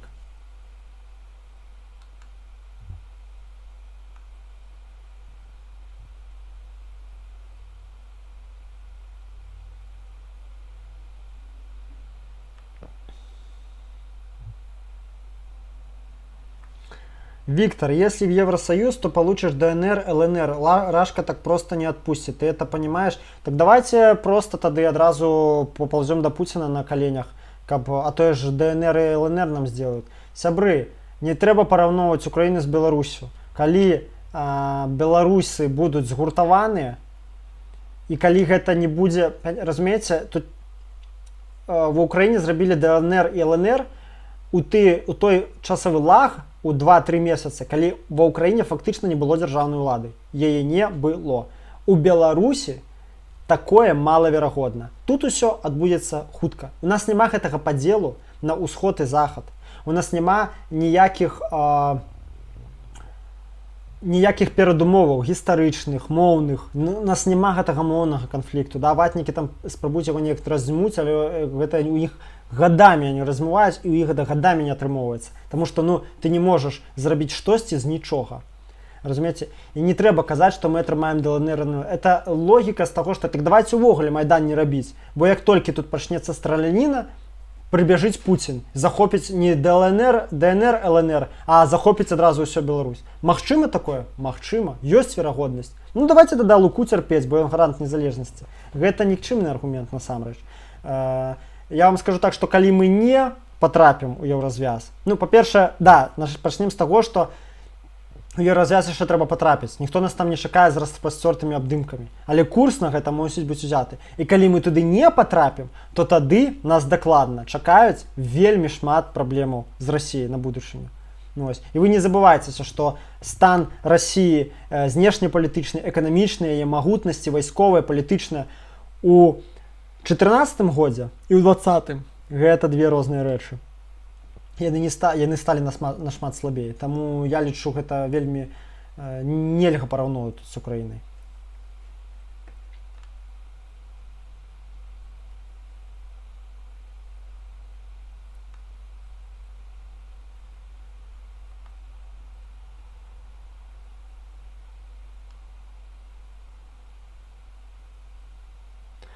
Комстар. Валанцёрскі рух падчас эпідэміі таксама значная змена ў грамадстве. Гэта праявілася нават у сітуацыі з брудной вадой. Так, вось пра брудную ваду забыў сказаць, што людзі таксама добра дапамагалі адзін аднаму, пакуль там МЧС раздуплілася, пакуль туды-сюды. Да, добрая заўвага, згодзін.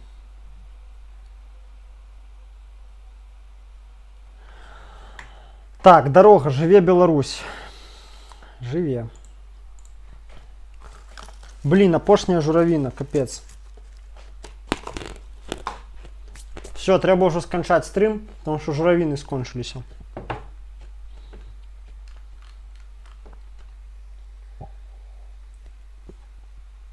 Зараз рэферэндум па Канстытуцыі. 85 чалавек глядзіць. Так.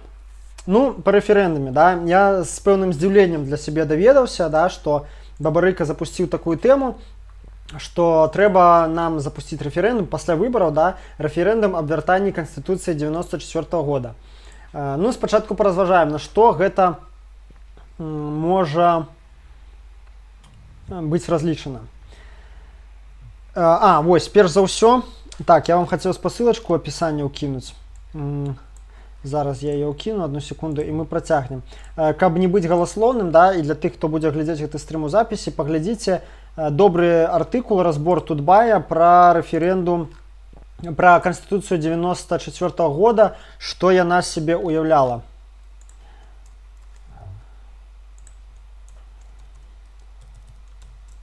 спасылачку дадаў у апісанні, ўсё чэкніце ў стрым. Да, сябры, у каго праблемы з данатамі, хто не змог заданаціць, калі ласка, адпішыцеся у этом самым. Я зараз нават праверу, зараз вернемся, просто гэта важна. Зараз праверу donation, скажу, ад каго мне данаты прыйшлі. Так, прыйшлі данаты. Геннадь, Константин М, Андрей Джаст, Питер Крауч и Алекс.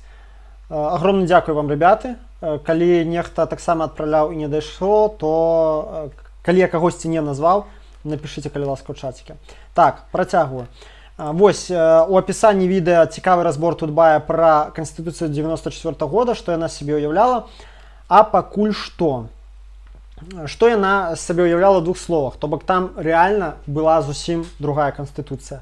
Мэраў гарадоў абіралі з ліку саветаў дэпутатаў, удзельнікаў саветаў дэпутатаў, а не так, як зараз Лукашенко назначае. У нас зараз мэраў няма, так, у нас есть старшыні выканкаму, назначаныя зверху. Прэзідэнт не мог распусціць парламент, і ўвогуле там у парламента было нашмат больш паўнамоцтваў, чым зараз. Больш за тое, для ініцыявання рэферэндума па змене Канстытуцыі дастаткова было 150 000 галасоў, а зараз стала 450, выяўляецца сабе, тысяч. Ну, то бок Лукашенко тупа у 3 разы складаней зрабіў все астатнія змены Канстытуцыі. 3 разы ускладніў магчымасць унясення зменаў у Канстытуцыю. Вось. Карацей кажучы, была такая нармальная ліберальная дэмакратыя, прынамсі на паперы ў гэтай канстытуцыі, яе не стала. Стала суперпрэзідэнцкая рэспубліка. І ў цэлым, канешне, калі браць вот эту шкалу прагрэсу, да, то, канешне, я лічу, што вяртанне канстытуцыі ўзору 94 году гэта был бы плюсам для краіны. Было б крокам наперад. То бок гэта і раздзяленне ўладаў, і дэцэнтралізацыя ўладных паўнамоцтваў на месцы, што для нас вельмі важна, да? І большы адсотак нарадаўладдзя, і гэтак далей, гэтак далей. Але давайте падумаем, навошта бабарыкі зараз гэта, да? Калі ідуць увогуле прэзідэнцкія выбары. Па-першае, пішуць, што, ну, ёсць такое меркаванне, я з ім згодны, што ён імкнецца захаваць сваю базу прыхільнікаў на паслявыбарную працу. І то бок, каб вот это вось супольнасць, да, якую ён вакол сябе сабраў, гэтыя актывісцкія колы, каб яны там не швэндаліся без працы пасля выбараў, не разбегліся па сваіх куточках, а працягвалі нейкі палітычны движняк. Гэта першае. І другое, каб самому утрымацца ў палітычным полі і уцягнуць у палітычную актыўнасць, прытым на сваіх умовах, пад сваім брэндам, як мага больш народу. Вось гэта две мэты, да, якія як бы відавочна бачныя ў бабарыку. Аднак, калі падсумаваць, мне падаецца, што гэтая ідэя, гэтая зацея не своечасовая, як мінімум, а як максімум шкодная. Чаму? Навошта пачынаць тое, што відавочна праваліцца? То бок, разумееце, вось ты на пачатку шляху, а любы чалавек, які мае хоць крыху разумення нашай палітычнай сістэмы, бачыць, што ў канцы шляху правал. Ну, то бок, адмова. Ніякага рэферэндума нават не пачнецца. Калі яны, палову подпісаў за бабарыку заблакавалі, ці там не палову, нават больш, чым за палову.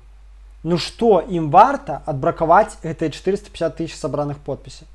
То бок, нафіг табе ісці па дарожцы, калі ты бачыш, што ў канцы гэтай дарожцы проста, яма, у якую ты абавязкова звалішся. Ну вось, гэта, ну проста максімум нонсенсу, да, максімум абсурду. Я лічу, гэта неправільна. І як гэта будзе выглядаць, гэты правал? Бабарыка, ягоная каманда збірае 450 000 подпісаў. Прыносяць іх Ярмошынай, а Ярмошынай ведаеце, што говорят? Ідзіце на Х. Вось, толькі слова на літару Х яна скажа цалкам. І ўсё. Просто таму, што можа. Ну вось, потому што яна Ярмошына, і таму, што каманда бабарыкі, яны нічога і не зробяць за гэта. Разумееце? І у мяне пытанне, Ну, вось падумайце самі, як людзі на гэта адрэагуюць, як павядзе сябе актыў. Да, людзі, якія некалькі месяцаў хадзілі па гэтых кватэрах, збіралі гэтыя подпісы, нечым натхняліся, у нешта верылі. Яны сабралі, ім скажаце, ідзіце нафіг.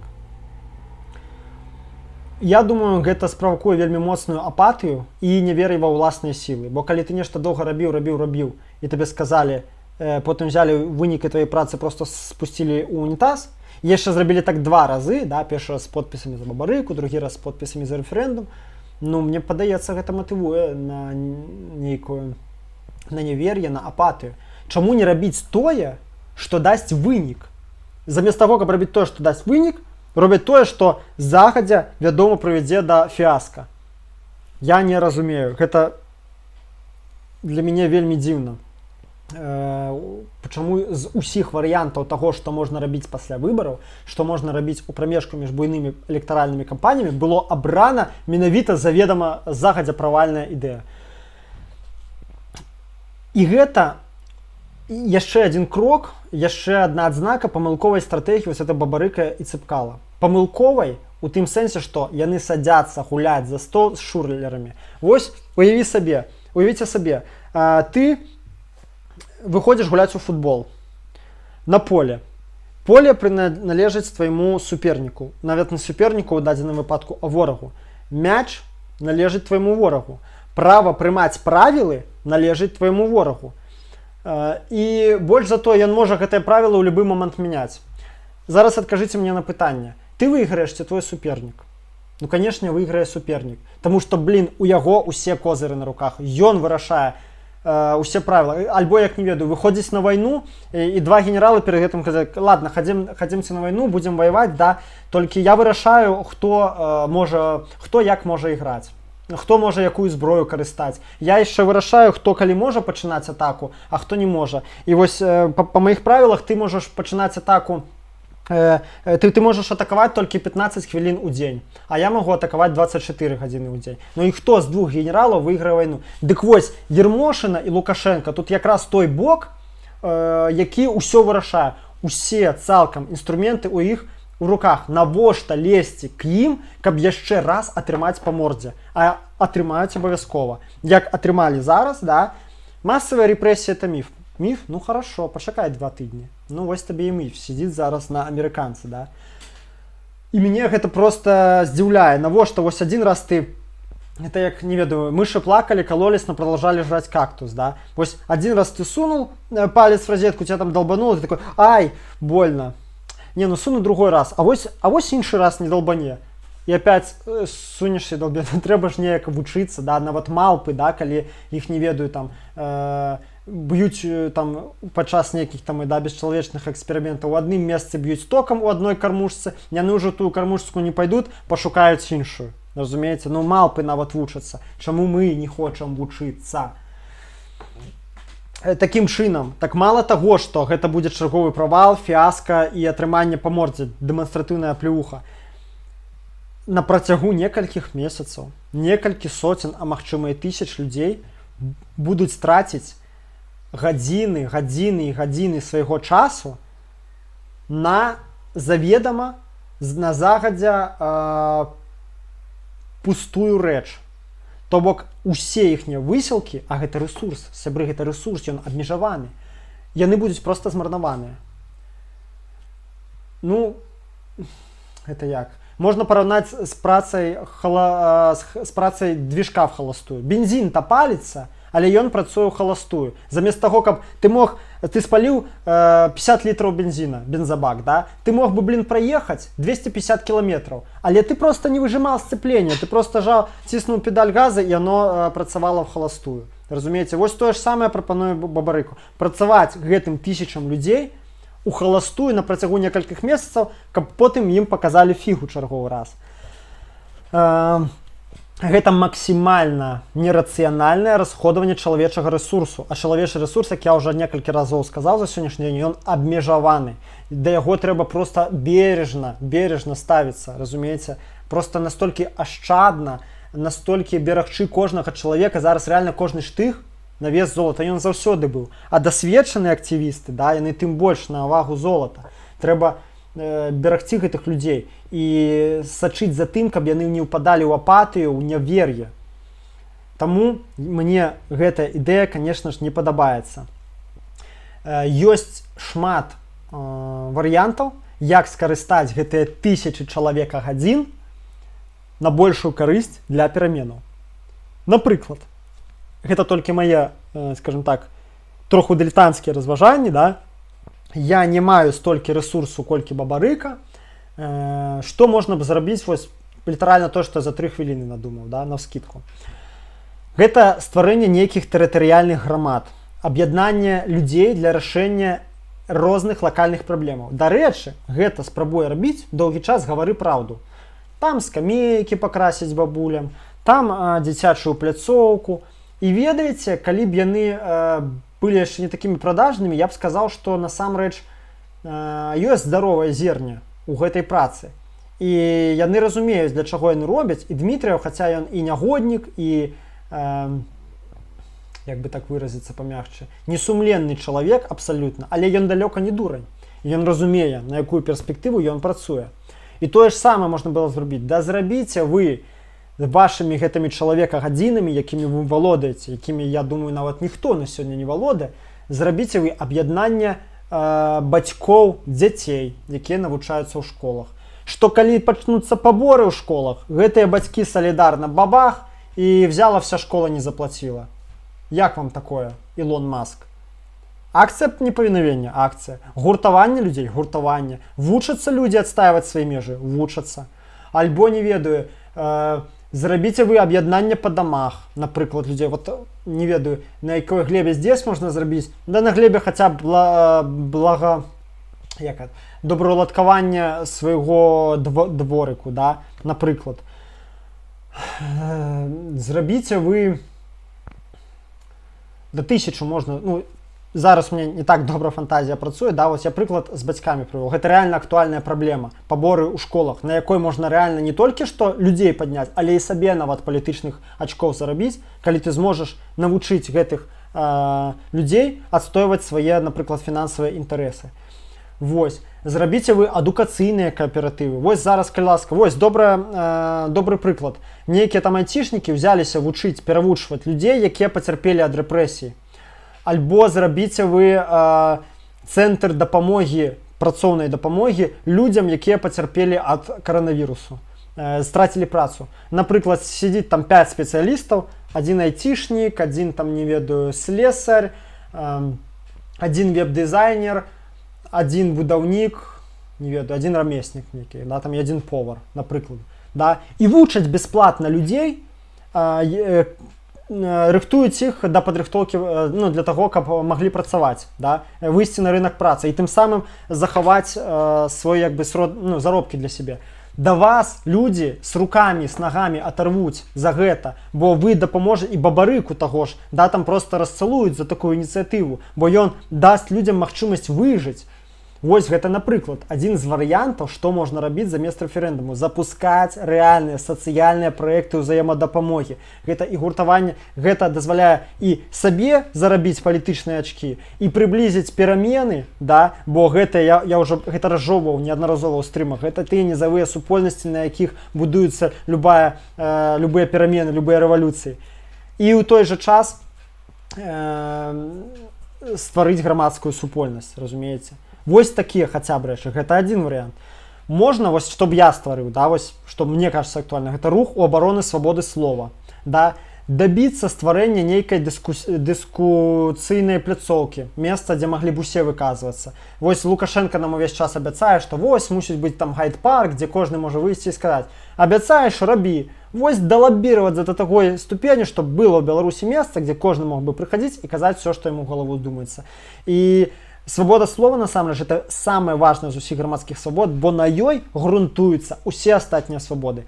Друку, сходаў, веравызнання, выбарчыя правы, усё гэта грунтуецца на свабодзе слова. Не можаш казаць свабодна, саджаюць табе за выказванне, все, ніякай палітычнага жыцця ад гэтага больш быць не можа. Это другі варыянт, што можна рабіць, да, замест вось гэтага рэферэндуму, маючы шырокія магчымасці і актыў, які ты хочаш чымсьці заняць. і стварэнне незалежных прафсаюзаў. Трэці момант, да? Тое, чаго няма, тое, чаго не хапае, і тое, што можа рэальна стаць рухавіком пераменаў. І рабіць гэта можна без прамой канфрантацыі з рэжымам. Канешне, мусара будуць перашкаджаць, але можна падумаць, яны не будуць перашкаджаць рабіць гэты рэферэндум. Разумееце, там подпісы збіраць. Канешне, будуць пасільна. А тут прапануюць ісці на поле кантраляванае Ермошынай і па яе правілах бегаць. І бегаць з мячом толькі па маршруту, які яна акрэсліла. Разумееце? І па такому маршруту, па якому ты ніколі не заб'еш у яе вароты.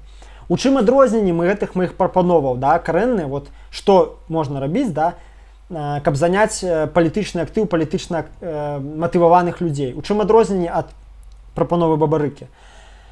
Гэта ўсё крокі, якія можна рабіць, не аглядаючыся на Лукашэнку і Ярмошыны, не граючы па іхнім правілам. Гэта жывая творчасць масаў, гэта абуджэнне людзей, гэта не фармалізм, вось як збор подпісаў, да, а рэальная актыўнасць, дзе не проста вот есть вертыкальна ты сказаў, астальныя пашлі сабралі подпісы, а гэта такія кропкі, дзе людзі перасекаюцца адзін з адным, вучацца працаваць адзін з адным. Сутыкаюцца інтарэсамі, сутыкаюцца думкамі, варацца, знаёмяцца, взаемадапамога, нейкія дыскусіі. Вось што нам патрэбна, чаго нам як воздуха, як паветра не хапае, да? І гэтыя дзеянні, іх можна ажыццяўляць явачным парадкам. Ні ў кога не пытаючыся дазволу. І ніхто табе гэтага не забароніць. Ніхто табе не забароніць зрабіць чат для бацькоў, напрыклад, дзяцей у школах, да, там, груп, класаў. Ніхто цябе не забароніць зрабіць суполкі там добраўладкавання двара свайго, да? І не трэба пытацца на гэта дазвол. А тут ты будзеш прасіць дазвол на кожным кроку, уніжацца, прыніжацца, упрашваць, тебе будуць увесь час нафіг слаць. А можна мы пікет там поставим? Пшёл вон. Ну ладно, да. Ну нельзя, ну хорошо. А там можно пикет поставить? Нет, нельзя. Очень жаль, извините, но я напишу жалобу. Пиши. Ну, разумеется, вось это вот цирк, які мы назираем уже столькі год. Вось. І тым больш, калі Бабарыка хоча захаваць сваіх прыхільнікаў, гэта дапаможа яму гэта зрабіць. Вось. Канешне, я не думаю, што ён пачне гэта рабіць, усё, у яго іншы план, іншае разуменне. Тому што, калі я сказал пра незалежныя прафсаюзы, но банкір, які пачынае рабіць незалежныя прафсаюзы, гэта смешна, канешне, да? Таму што у яго зусім іншы класавы інтарэс, ён прадстаўнік буйнога фінансавага капіталу, ён хутчэй за ўсё доларавы мільянер, і казаць аб тым, што ён зараз будзе за правы працоўных змагацца, гэта смешна. Я проста паразважаў аб тым, куды можна было б прымяніць такую колькасць актывістаў, якія прагнуць дзеяння. Ну, да, хаця я, конечно, як я ўжо сказаў, не ўпэўнены, што Бабарыка мае такую мэту, вось прямо абудзіць нізавую актыўнасць народу. Магчыма, ён проста мае мэту прыйсці да ўлады і абмежаваць актыўнасць людзей роўна гэтымі рамкамі, што калі ён прыйдзе да ўлады, да, ён скажа, ну, все паактыўнічалі і хопіць. Больш не надо, больш зараз у вас есть добры прэзідэнт. Як яно хутчэй за ўсё і будзе. Менавіта таму я лічу, што ніякія прэзідэнты нам і не патрэбныя, мы ўсё здольны рабіць самі. Вось, так ці інакш, хоць я тут яго і пакрытыкаваў, я лічу, што ён усё роўна на сённяшні дзень ахвяра рэжыму, і як з палітвязнем я з ім салідарызуюся і далучаюся да патрабавання яго асвабадзіць. Все, мой асноўны блок, все, што я галоўнае хацеў вам сказаць, на сёння скончана. Зараз чытаю чатик і ўсё. І мы пераходзім у фармат вольнай размовы. Так, 79 чалавек нас глядзіць. Так. Да, сябры, нагадваю, хто недавно далучыўся да стрыма, не забывайцеся, калі ласка, калі вам падабаецца, што я кажу, што я раблю, калі вы хочаце, чтобы я рабіў і рабіў болей у будучыні, не забывайце данаціць, а таксама рабіцеся патронамі. Ціры у меня на патрыоне ад $1 у месяц стартуюць, да, і яшчэ прыемныя всякія бонусы для ўсіх, хто на мяне падпісаны, усіх, хто мяне спансуе. Я высылаю кніжкі, налепкі, раблю артыкулы на заказ, ну там вельмі шырокі асартымент паслуг, да. Паглядзіце там на патрыоне, прайдзіце ўсё па спасылцы. І яшчэ раз дзякую усім, хто ўжо мяне падтрымлівае. Дзякуючы вам я стрымлю з хорошай камеры, стрымлю з нармальнага ноутбука, з нармальным інтэрнетам, нават з нармальным мікрафонам, хаця я і далбаўся 10 хвілін, як яго падключыць, і гэтак далей. Дзякую вам вялікі. Все, працягваем.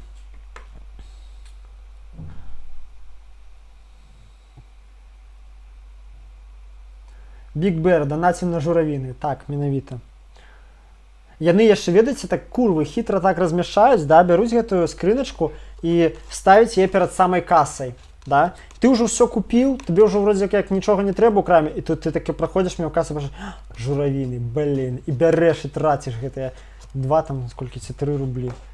Уявляеце, якія падступныя.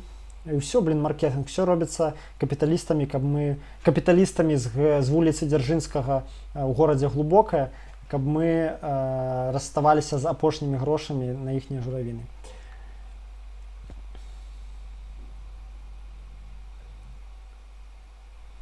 Геннадий Карпенко, зрабі хаця б, каб абнаўлялася сума донатаў у жывым эфіры. У меня ж ёсць полоска.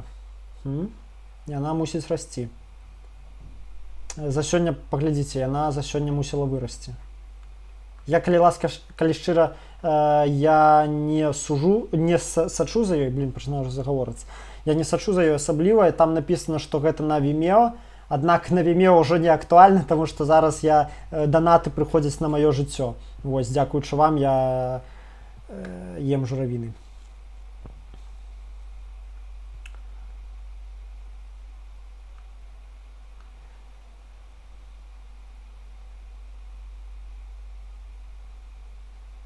Евгений Ковалевский. Конституция 94 года вся в дырах, в ней все силовики остаются в подчинении президента. Ну и зараз, в принципе, так само.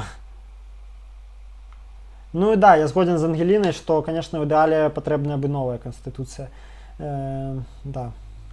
Аднак, зноў жа бачыце, блин, канстытуцыя гэта не панацэя. Можна прымаць якіх заўгодна канстытуцый, але калі яны не падмацаваныя рэальна дзеючымі сацыяльнымі інстытутамі, якія ў сваю чаргу грунтуюцца на свядомасці, на каштоўнасці грамадзян, все этой канстытуцыі можна сліць в унітаз, што Лукашенко і зрабіў. Да? Што у нас по Конституции было прописано прям демократия, демократия, а свядомасць людзей яшчэ не адпавядала гэтаму ўзроўню дэмакратыі, яна адпавядала подданнической, да? Подданнической типологии палітычнай свядомасці. То бок людзі не умелі, не хацелі, не маглі карыстацца гэтай дэмакратыяй, і Лукашенко такая: ха-ха, а вот і я. Вось я і скарыстаюся вашай індыферентнасцю і ностальгіяй па Саўку.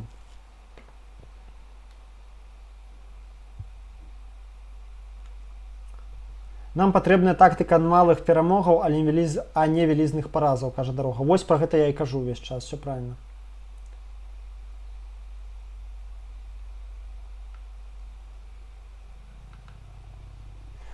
Yellowman. Так люди, которые собирают подписи, наверное, понимаю, а так это дополнительное вовлечение людей в политику. Блин, нет. Вовлечение людей у тое, што загадзя праваліцца, гэта адштурханне людзей ад палітыкі. І збіраць, хадзіць подпісы, ну гэта такое уцягненне людзей у палітыку. Разумееце, гэта самы пасіўны ўзровень, самы пасіўны з усіх магчымых. Калі ты 2-3 разы там за месяц хадзіў, пасабіраў подпісы, гэта фігня. Уцягненне ў палітыку мусіць быць. Ты глядзіш стрымы, ты абмяркоўваеш іх з роднымі сябрамі, з калегамі. Ты ходзіш на мітынгі, ты сустракаешся з некім калектывам, валанцёрыш недзе ўвесь час, няспынна, да, там хаця б раз на тыдзень. Вось гэта ўцягненне ў палітыку, а не адзін раз. Ты пазбіраў подпісы, потым паглядзеў, што Ярмошына іх скінула ў унітаз і такое: ну ладно, поеду на вакзал, куплю сабе білет да Варшавы. Факт Politics. Лучшее предложение есть. Бабарика качает Лукашенко, который залез на макушку дерева и слазить не хочет, только раскачать и скинуть. Про лепшие прапановы я вось распинался тут только что 30 хвилин.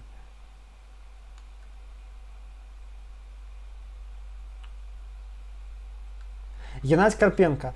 Калі ініцыятыўную групу зарэгіструюць, гэта працягне палітычны сезон у Беларусі на 9 жніўня. Вось у тым-то і пытанне, што калі зарэгіструюць, такім чынам паглядзі, працяг палітычнага сезону у Беларусі ставіцца ў залежнасць ад хацелкі Ярмошынай. Вось я зачесаўся там левы палец на правай нозе, мізінец. І вона така, ладно, зарегіструю. І ми все, політичний сезон протягується. А скаже, не регіструє, і все таке, ну ладно, тоді розход по мастям. Навошта ставить політичну активність усього громадства у залежність від Єрмошини? Давайте ми від її відв'яжемося. Давайте ми перестанемо на її оглядатися і почнемо діяти так, як быццам вона нам більше не указ. І гэта сапраўды можа быць так. Ёсць 1000 палітычных практык, якія можна рабіць з большым ці меншым поспехам. Незалежна ад таго, падабаецца гэта Єрмошыны ці не падабаецца. Давайте гэтым будзем займацца, а не чакаць, зарэгістравана Єрмошына ці не.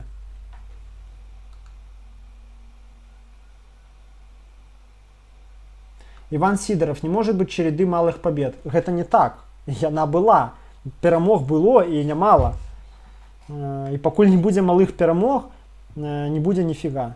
Потому что люди не повераць у свае сілы. У нас пратэснага настрою, дакладней не то, что пратэсна, незадавольнасці вышэй за дах. Колькі хочаш незадавольнасці. А чаго не хапае, гэта жаданне дзейнічаць. А не хапае па адзінай прычыне. Потому что людзі не вераць, што гэтыя дзеянні прынясуць перамогу. А чаму не вераць? Таму што перамогаў-то і не было буйных. Былі перамогі малыя, але іх было замала. Іх мусіць быць больш. Так людзі не вераць, што яны можуць нешта змяніць. Вось калі яны павераць, тады вялікая перамога прыйдзе сама сабой. Таму не трэба казаць, што не можа быць череды малых побед. Яна можа быць, і перамогі малыя былі, іх было недастаткова, іх мусіць быць больш.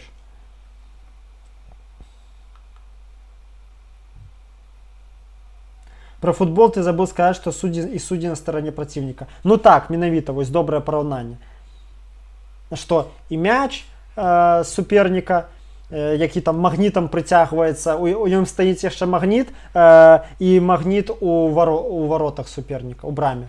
Таксама, і яно прыцягваецца.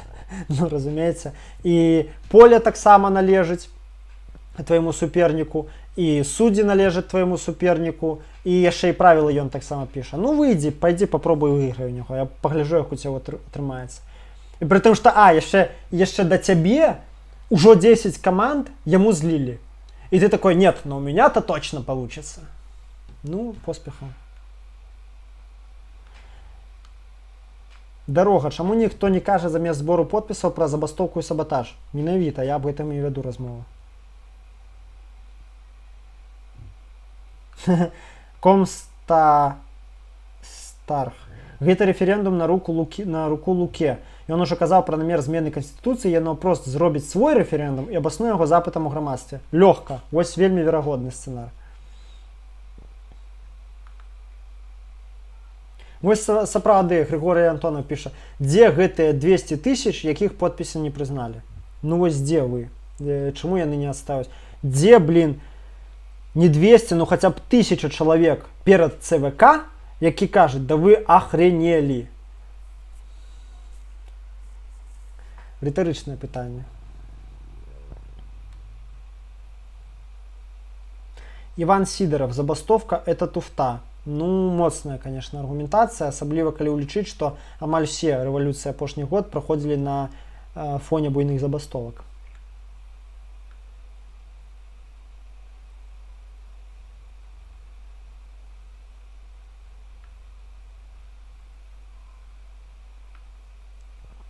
Стас Петрик. Мікола, як ты думаеш, чаму ўсё ж бабарыкі не зрабілі менш за 100 000 подпісаў? Тут можа быць два варыянта. Па-першае, яго могуць не зарэгаць з прычыны дэкларацыі па маёмасці і ўжо падрыхтавалі на гэты конт нешта. Па-другое, яго могуць зарэгаць, але ён фізічна не зможа прымаць удзел, таму што сядзіць у турме. Неяк так. Я гэта бачу. Ну, але я насамрэч згодзін, што далёка не заўсёды трэба шукаць, асабліва зараз, у такія, ведаеце, самыя нервовыя, самыя цяжкія моманты, не трэба шукаць прям нейкай крутой логікі і шматхадовачак ад улады у такія моманты. Чаму? Таму што яны там таксама разгублены, хапаюцца то за адзін рычаг, то за другі, то разганяць, то не разганяць, то абразаць подпісы, то не абразаць. Яны там таксама вельмі часта бываюць разгубленыя, дзейнічаюць рознанакіравана, не сагласована і па-дурному. Таму не заўсёды ў іх дзеянні ёсць прямо такі холодны і прадуманы разлік.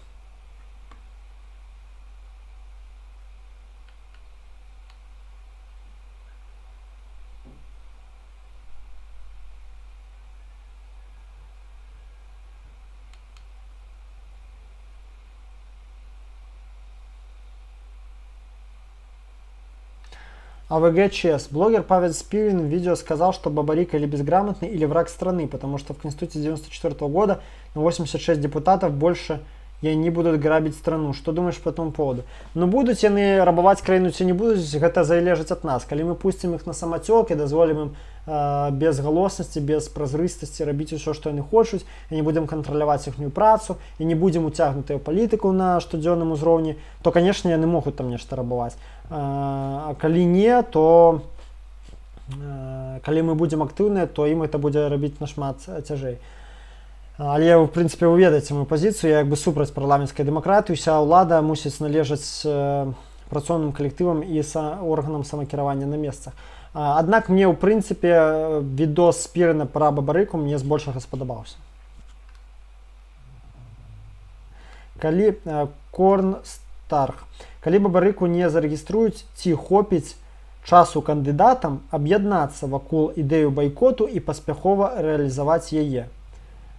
Канешне, будзе, а там не так шмат часу трэба. Проста аб'яднацца, зрабіць прысуху, ўсё, сябры, байкот, і пагналі па ўсіх каналах. Это справа аднаго дню. Тым больш зараз, да, калі ўсё так убыстраецца, ускараецца, калі ўсё меней, як бы кандыдаты не маюць права рассусоліваць. І няма ні ў кога часу, ні ва ўлады, ні ў кандыдатаў няма часу па тыдню вырашаць, што они будуць рабіць. Да? Як калі, скруцілі Ціхановскага ў 7 вечара, і толькі там 10 ці 11 гадзін наступнага дня Бабарыка, Цэпкала высказаліся па гэтаму поводу. Я лічу, гэта проста недапушчальна. Гэта ганьба нейкая і шляпа. Такога быць не мусіць.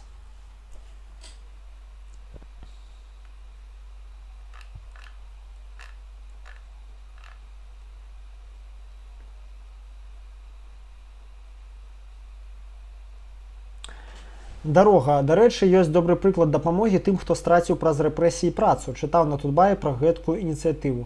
Ну так, я б гэтым і казаў. І такіх ініцыятыў мусіць быць некалькі. І вось гэта тое, пра што я казаў, калі прамаўляў вышэй пра самадастатковасць грамадзянскага супольнасці. Глядзіце, адно, другое, трэцяе, так хутка нам і дзяржава будзе не патрэбная. Мы самі вучымся, самі на сябе працуем. Ну, яшчэ засталося толькі зрабіць так, каб працоўныя калектывы працавалі на сябе, да, а не на начальніка, на бізнесоўца. Было б класна. Але, тым не менш, гэта ўжо крок наперад. Афігенны. Геннадзь Карпенко, раскажы, пры якіх умовах байкот выбараў будзе мець сэнс. Да пры любых. Ну, я за байкот топлю ад пачатку. Я лічу, па-першае, Беларусі не трэба ніякія прэзідэнты. Беларусам патрэбна і дзяржава нам таксама не патрэбна, да, там нам патрэбнае самакіраванне. Таму у такім экзістэнцыяльным, да, там мета-сэнсе байкот выбараў трэба дэлегітымізаваць самі інстытуты выбараў па максімуме. Вось. Аднак зараз улада штурхае да сцэнару байкота сама. Чым далей, тым болей. Нават людзі, якія галасавалі за кандыдата, а гэтага кандыдата зараз пасадзілі, што ім яшчэ застаецца?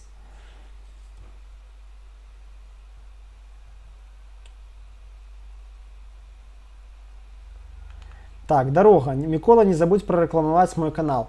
Рекламую канал Дороги. Подписывайтесь на канал Дорога, подписывайтесь на канал Дорога. А ты, Дорога, не забудь гроши мне перевести, понял?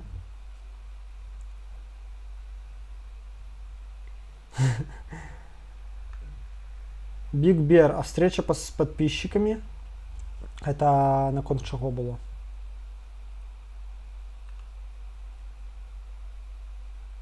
Андрей Джаз, полоска не расце. Ну, значит, я ее приберу. Пока что я все равно на Vimeo не сбираю.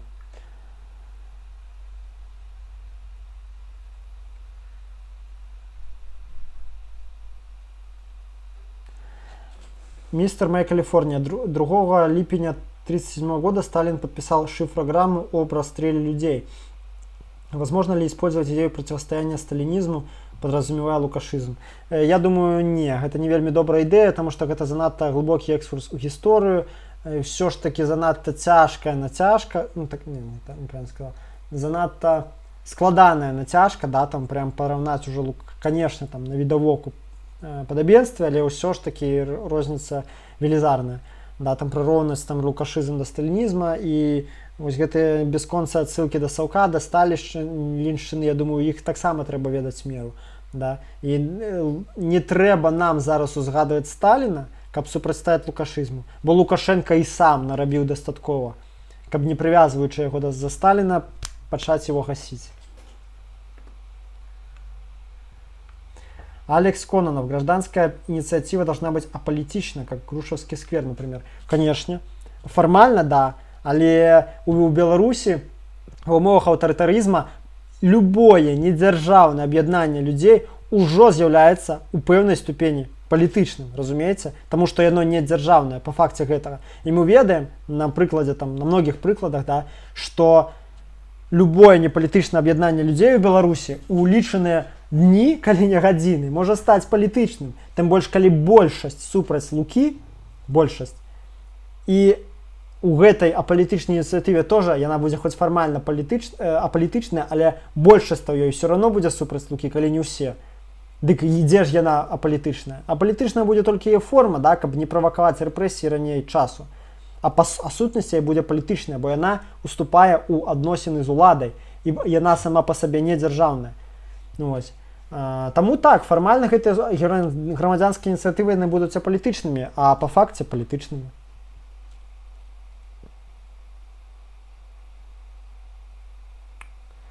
Ангеліна Себіх, шчыры дзякуй за стрым. Дарэчы, журавіны ёсць у шакаладзе, на жаль, мушу ісці. Дзякуй вялікі, што пабыла. Я ўжо амаль так закончу, так што ты амаль нічого не пропусціш. Биг Бер, даешь встречу подписчиков 9 августа. Да.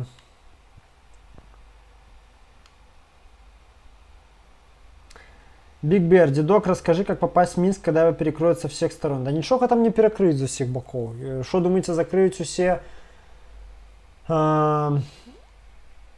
прямо въезды ў Мінск, якіх там хрен ведае колькі? Я не думаю, што гэта адбудзецца. І паставіць блокпосты, і перагарадзяць мехамі з пяском. Такога ніколі не было, і не думаю, што гэта будзе. А як будуць прадукты падвозіць? А як ментоў будуць падвозіць? Не, ну малаверагодна. Калі ты ўжо так перажываеш, дык прыедзь за 2 дні раней. І да, я згоден, што не трэба ўсім ламіцца ў Мінск. Рабіце пратэсты ў сябе ў горадзе. Тым больш сілавікі-то будуць у Мінск сцягнутыя, і вам будзе нашмат прасцей.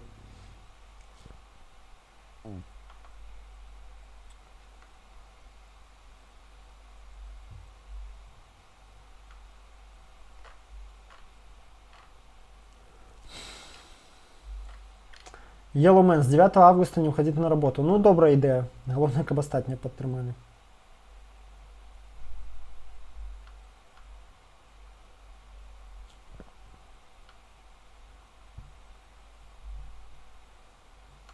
Дима Ефремов, не выглядае на тое, што шмат хто гатовы страціць працу, калі не атрымаецца 20 год ужо як не баставалі.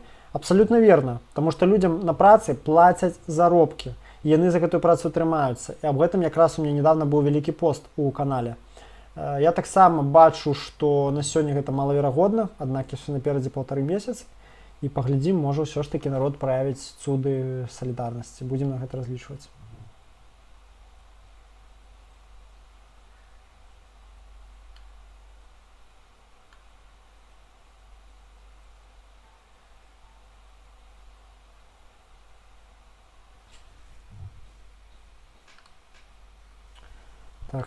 Так. Бабарыку і Ціхановскай трэба зняцца і аб'явіць байкот. Гэта будзе добры ход. А чмошнікі-спойлеры хай спаборнічаюць з лысым. Абсалютна згодзен. Ну, ці рызыкнуць яны на это, я не ведаю.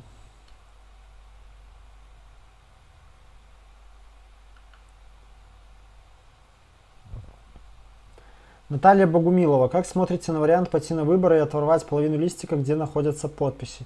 Ну, калі вам так падабаецца, можете гэта зрабіць. Але пустыя выбарчыя участкі выглядалі б яшчэ нашмат лепш. Паглядзіце на гэтую картинку, пустыя танцавальныя пляцоўкі, да? Зараз падчас афіцыйнага гэтага святу. Вось гэта реально клас. Вот это супер. Вось. І я думаю, пустыя выбарчыя участкі глядзеліся б нават лепей.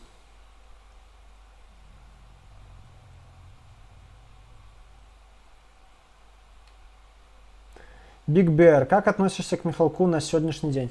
Ведаеце, я Михалка ніколі не кацировал. Я лічу, што ён камерсант і прыстасаванец. Вось. І хаця ў яго бясспрэчна добрыя песні, і ён таленавіты чалавек, але ў плане як грамадскі дзеяч, як публічная асоба, для мяне ён заўсёды выклікаў непрыязнь.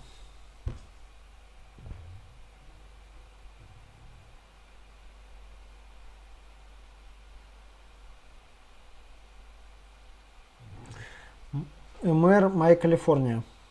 Как трактовать избирательный кодекс в части сбора подписей? Позволяет ли он отказать сборщикам подписей в случае, если будут признаны недостоверными более чем 15% от общего количества? Шчыра кажучы, я не ведаю. Я не настолькі глыбока ў гэтых выбарчых працэдурах, каб адказваць на гэтае пытанне. Магчыма, нехта ў чаціку лепш ведае. Стас Петрик. Дзякуй, Мікола, за стрим. Звяртаннемся. Дзякуй вам, што прыйшлі. Дима Ефремов. Я, як ведаеце, як у Макдональдсе працуюць да апошняга наведвальніка, так я працую да апошняга пытання ў чаціку. Вось. Можете мяне просто забалтаць да наступнага ранку пры жаданні. Зараз сабатажнік нейкі аб'явіцца, будзе закідваць мне пытанні яшчэ, на якія я люблю патрындзець. І я будзе стрым цягнуцца да 5 ранку. Самы доўгі стрым. Так, Дима Ефремов. Автоп. Дайте, калі ласка, контраргумент таму, што байкот яшчэ недзе не спрацоўвае пры моцнай дзяржаўнай, нідзе не спрацоўвае пры моцнай дзяржаўнай уладзе. Ведаеце, я не высвятляў спецом, не рабіў нейкіх даследаванняў на тэму таго, дзе байкоты працавалі, дзе не працавалі, наколькі яны эфектыўныя. Я ведаю як мінімум адзін выпадак, да, калі масавых байкотах, гэта ў Англіі, у Індыі, калі яны змагаліся за сваю незалежнасць, і там гэта спрацавала выдатна. Там просто фінансава не так ударылі па кішэні гэтым англічанам, што яны вымушаны былі зваліць з краіны. Што там была слабая каланіяльная ўлада? Ну, не ведаю.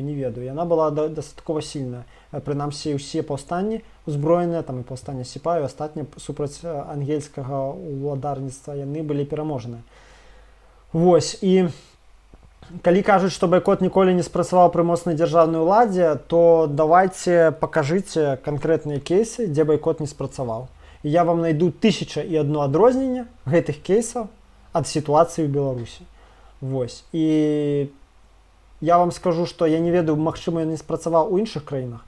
Аднак у Беларусі салідарнага байкота выбараў грамадствам і апазіцыі яшчэ не было. І калі мы зараз сможам яго зрабіць, калі здымуцца Бабары, Кацапкала, Ціхановская, і заклічаць народ не прыходзіць на участкі, і будзе Канапацкая, Дзмітрыеў, Чэрачань спаборнічаць з Лукашенка, гэта абсалютна будзе разназначна моцнаму сапраўднаму байкоту. Бо ўсе і на Захадзе, і ў Беларусі разумеюць, што гэтая тройка гэта спойлеры. І Лукашенка сам разумее, ну, як бы я не буду паўтарацца, пра байкот гэта асобная тэма. Карацей кажучы, байкот можна зараз зрабіць, і ківаць там у бок нейкіх іншых краінаў не трэба. У нас тут свая сітуацыя, сваё кіно, свая праграма, разумееце, і абсалютна свая спецыфіка. І ў нас яшчэ байкоту не было, каб судзіць аб тым, спрацуе ён ці не спрацуе. Вось калі мы зараз яго зробім, сапраўдны байкот, і ён не спрацуе, тады можна будзе казаць.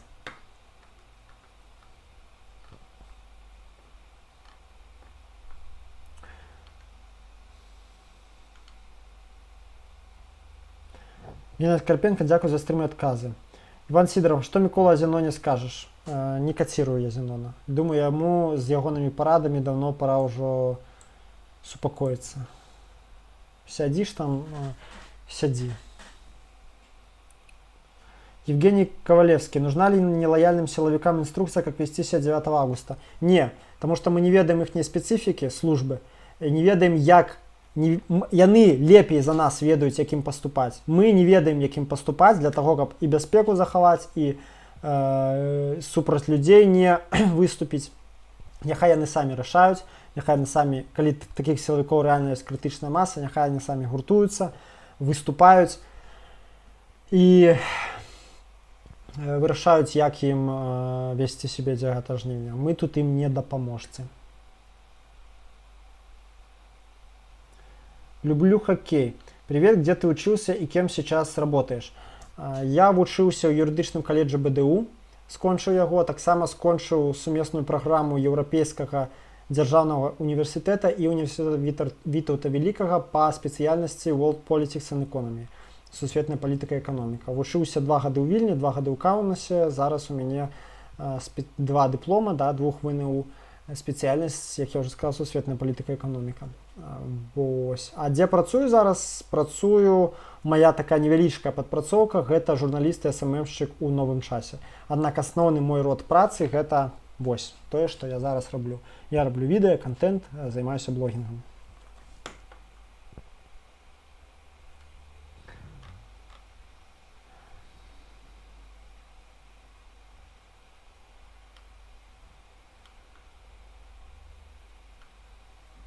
Павел Фабішевскі. Прывітанне. Мне цікава, што перашкодзіць ЦВК нават пры пустых пляцоўках намаляваць 80+.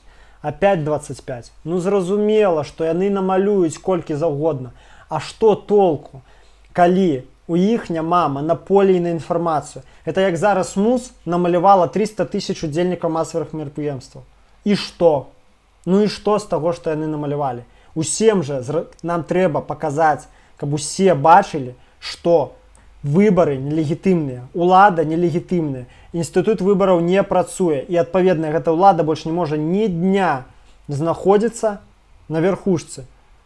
І сколькі яны там намалююць, нам ролі няма. Калі ўсе СМІ пакажуць пустыя выбарчыя ўчасткі, калі ўсе назіральнікі пакажуць, што не было там людзей, што явка была там, не ведаю, 3%, то па барабану колькі яны там намалююць, як вы не разумееце. Легітымнасць улады зараз мала залежыць ад таго, колькі намалюе Ермошна, таму што вера да іх вельмі невялікая. Байкот гэта медыйная рэч, медыйная, разумееце, нам трэба паказаць усім, што ўчасткі пустыя. І акрамя таго, каб у кожнага, грамадзяніна краіны склалася ўражанне, што ніхто не хадзіў на выбары. І уяўляеце, калі у 9 мільёнаў складваецца ўражанне, што ніхто не хадзіў на выбары, а Ермошна кажа 80% яўка. Ну і што толку, што яна сказала, калі ніхто не верыць? Я ўжо стаміўся гэта тлумачыць.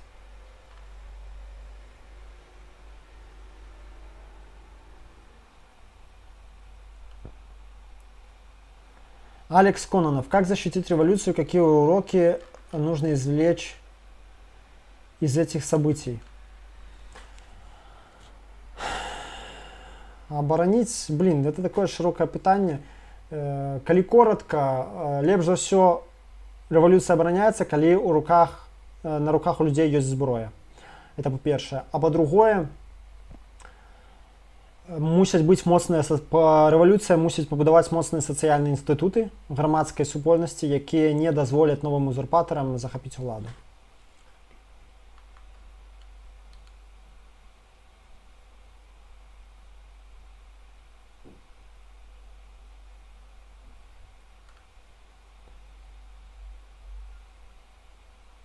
Григорий Антонов. Коля тоже поступил в лицей БГУ. Не, он поступил у лицей БДУ. А я поступил у юридичный колледж БДУ. Это розныя рэчы. Але, дарэчы, я поступаў таксама у лицей БДУ на гістарычны. Там гістарычныя якія факультэты ці аддзялення. Але я не поступіў, не дабраў балаў. Но зараз я уже зразумеў, што гэта маё просто месца зарэзервавалі для Колі, таму мяне іншага Колю не пусцілі. Вось. Ну, то бок вы зразумелі, мяне не ўзялі, каб узяць Мікалая Лукашенка.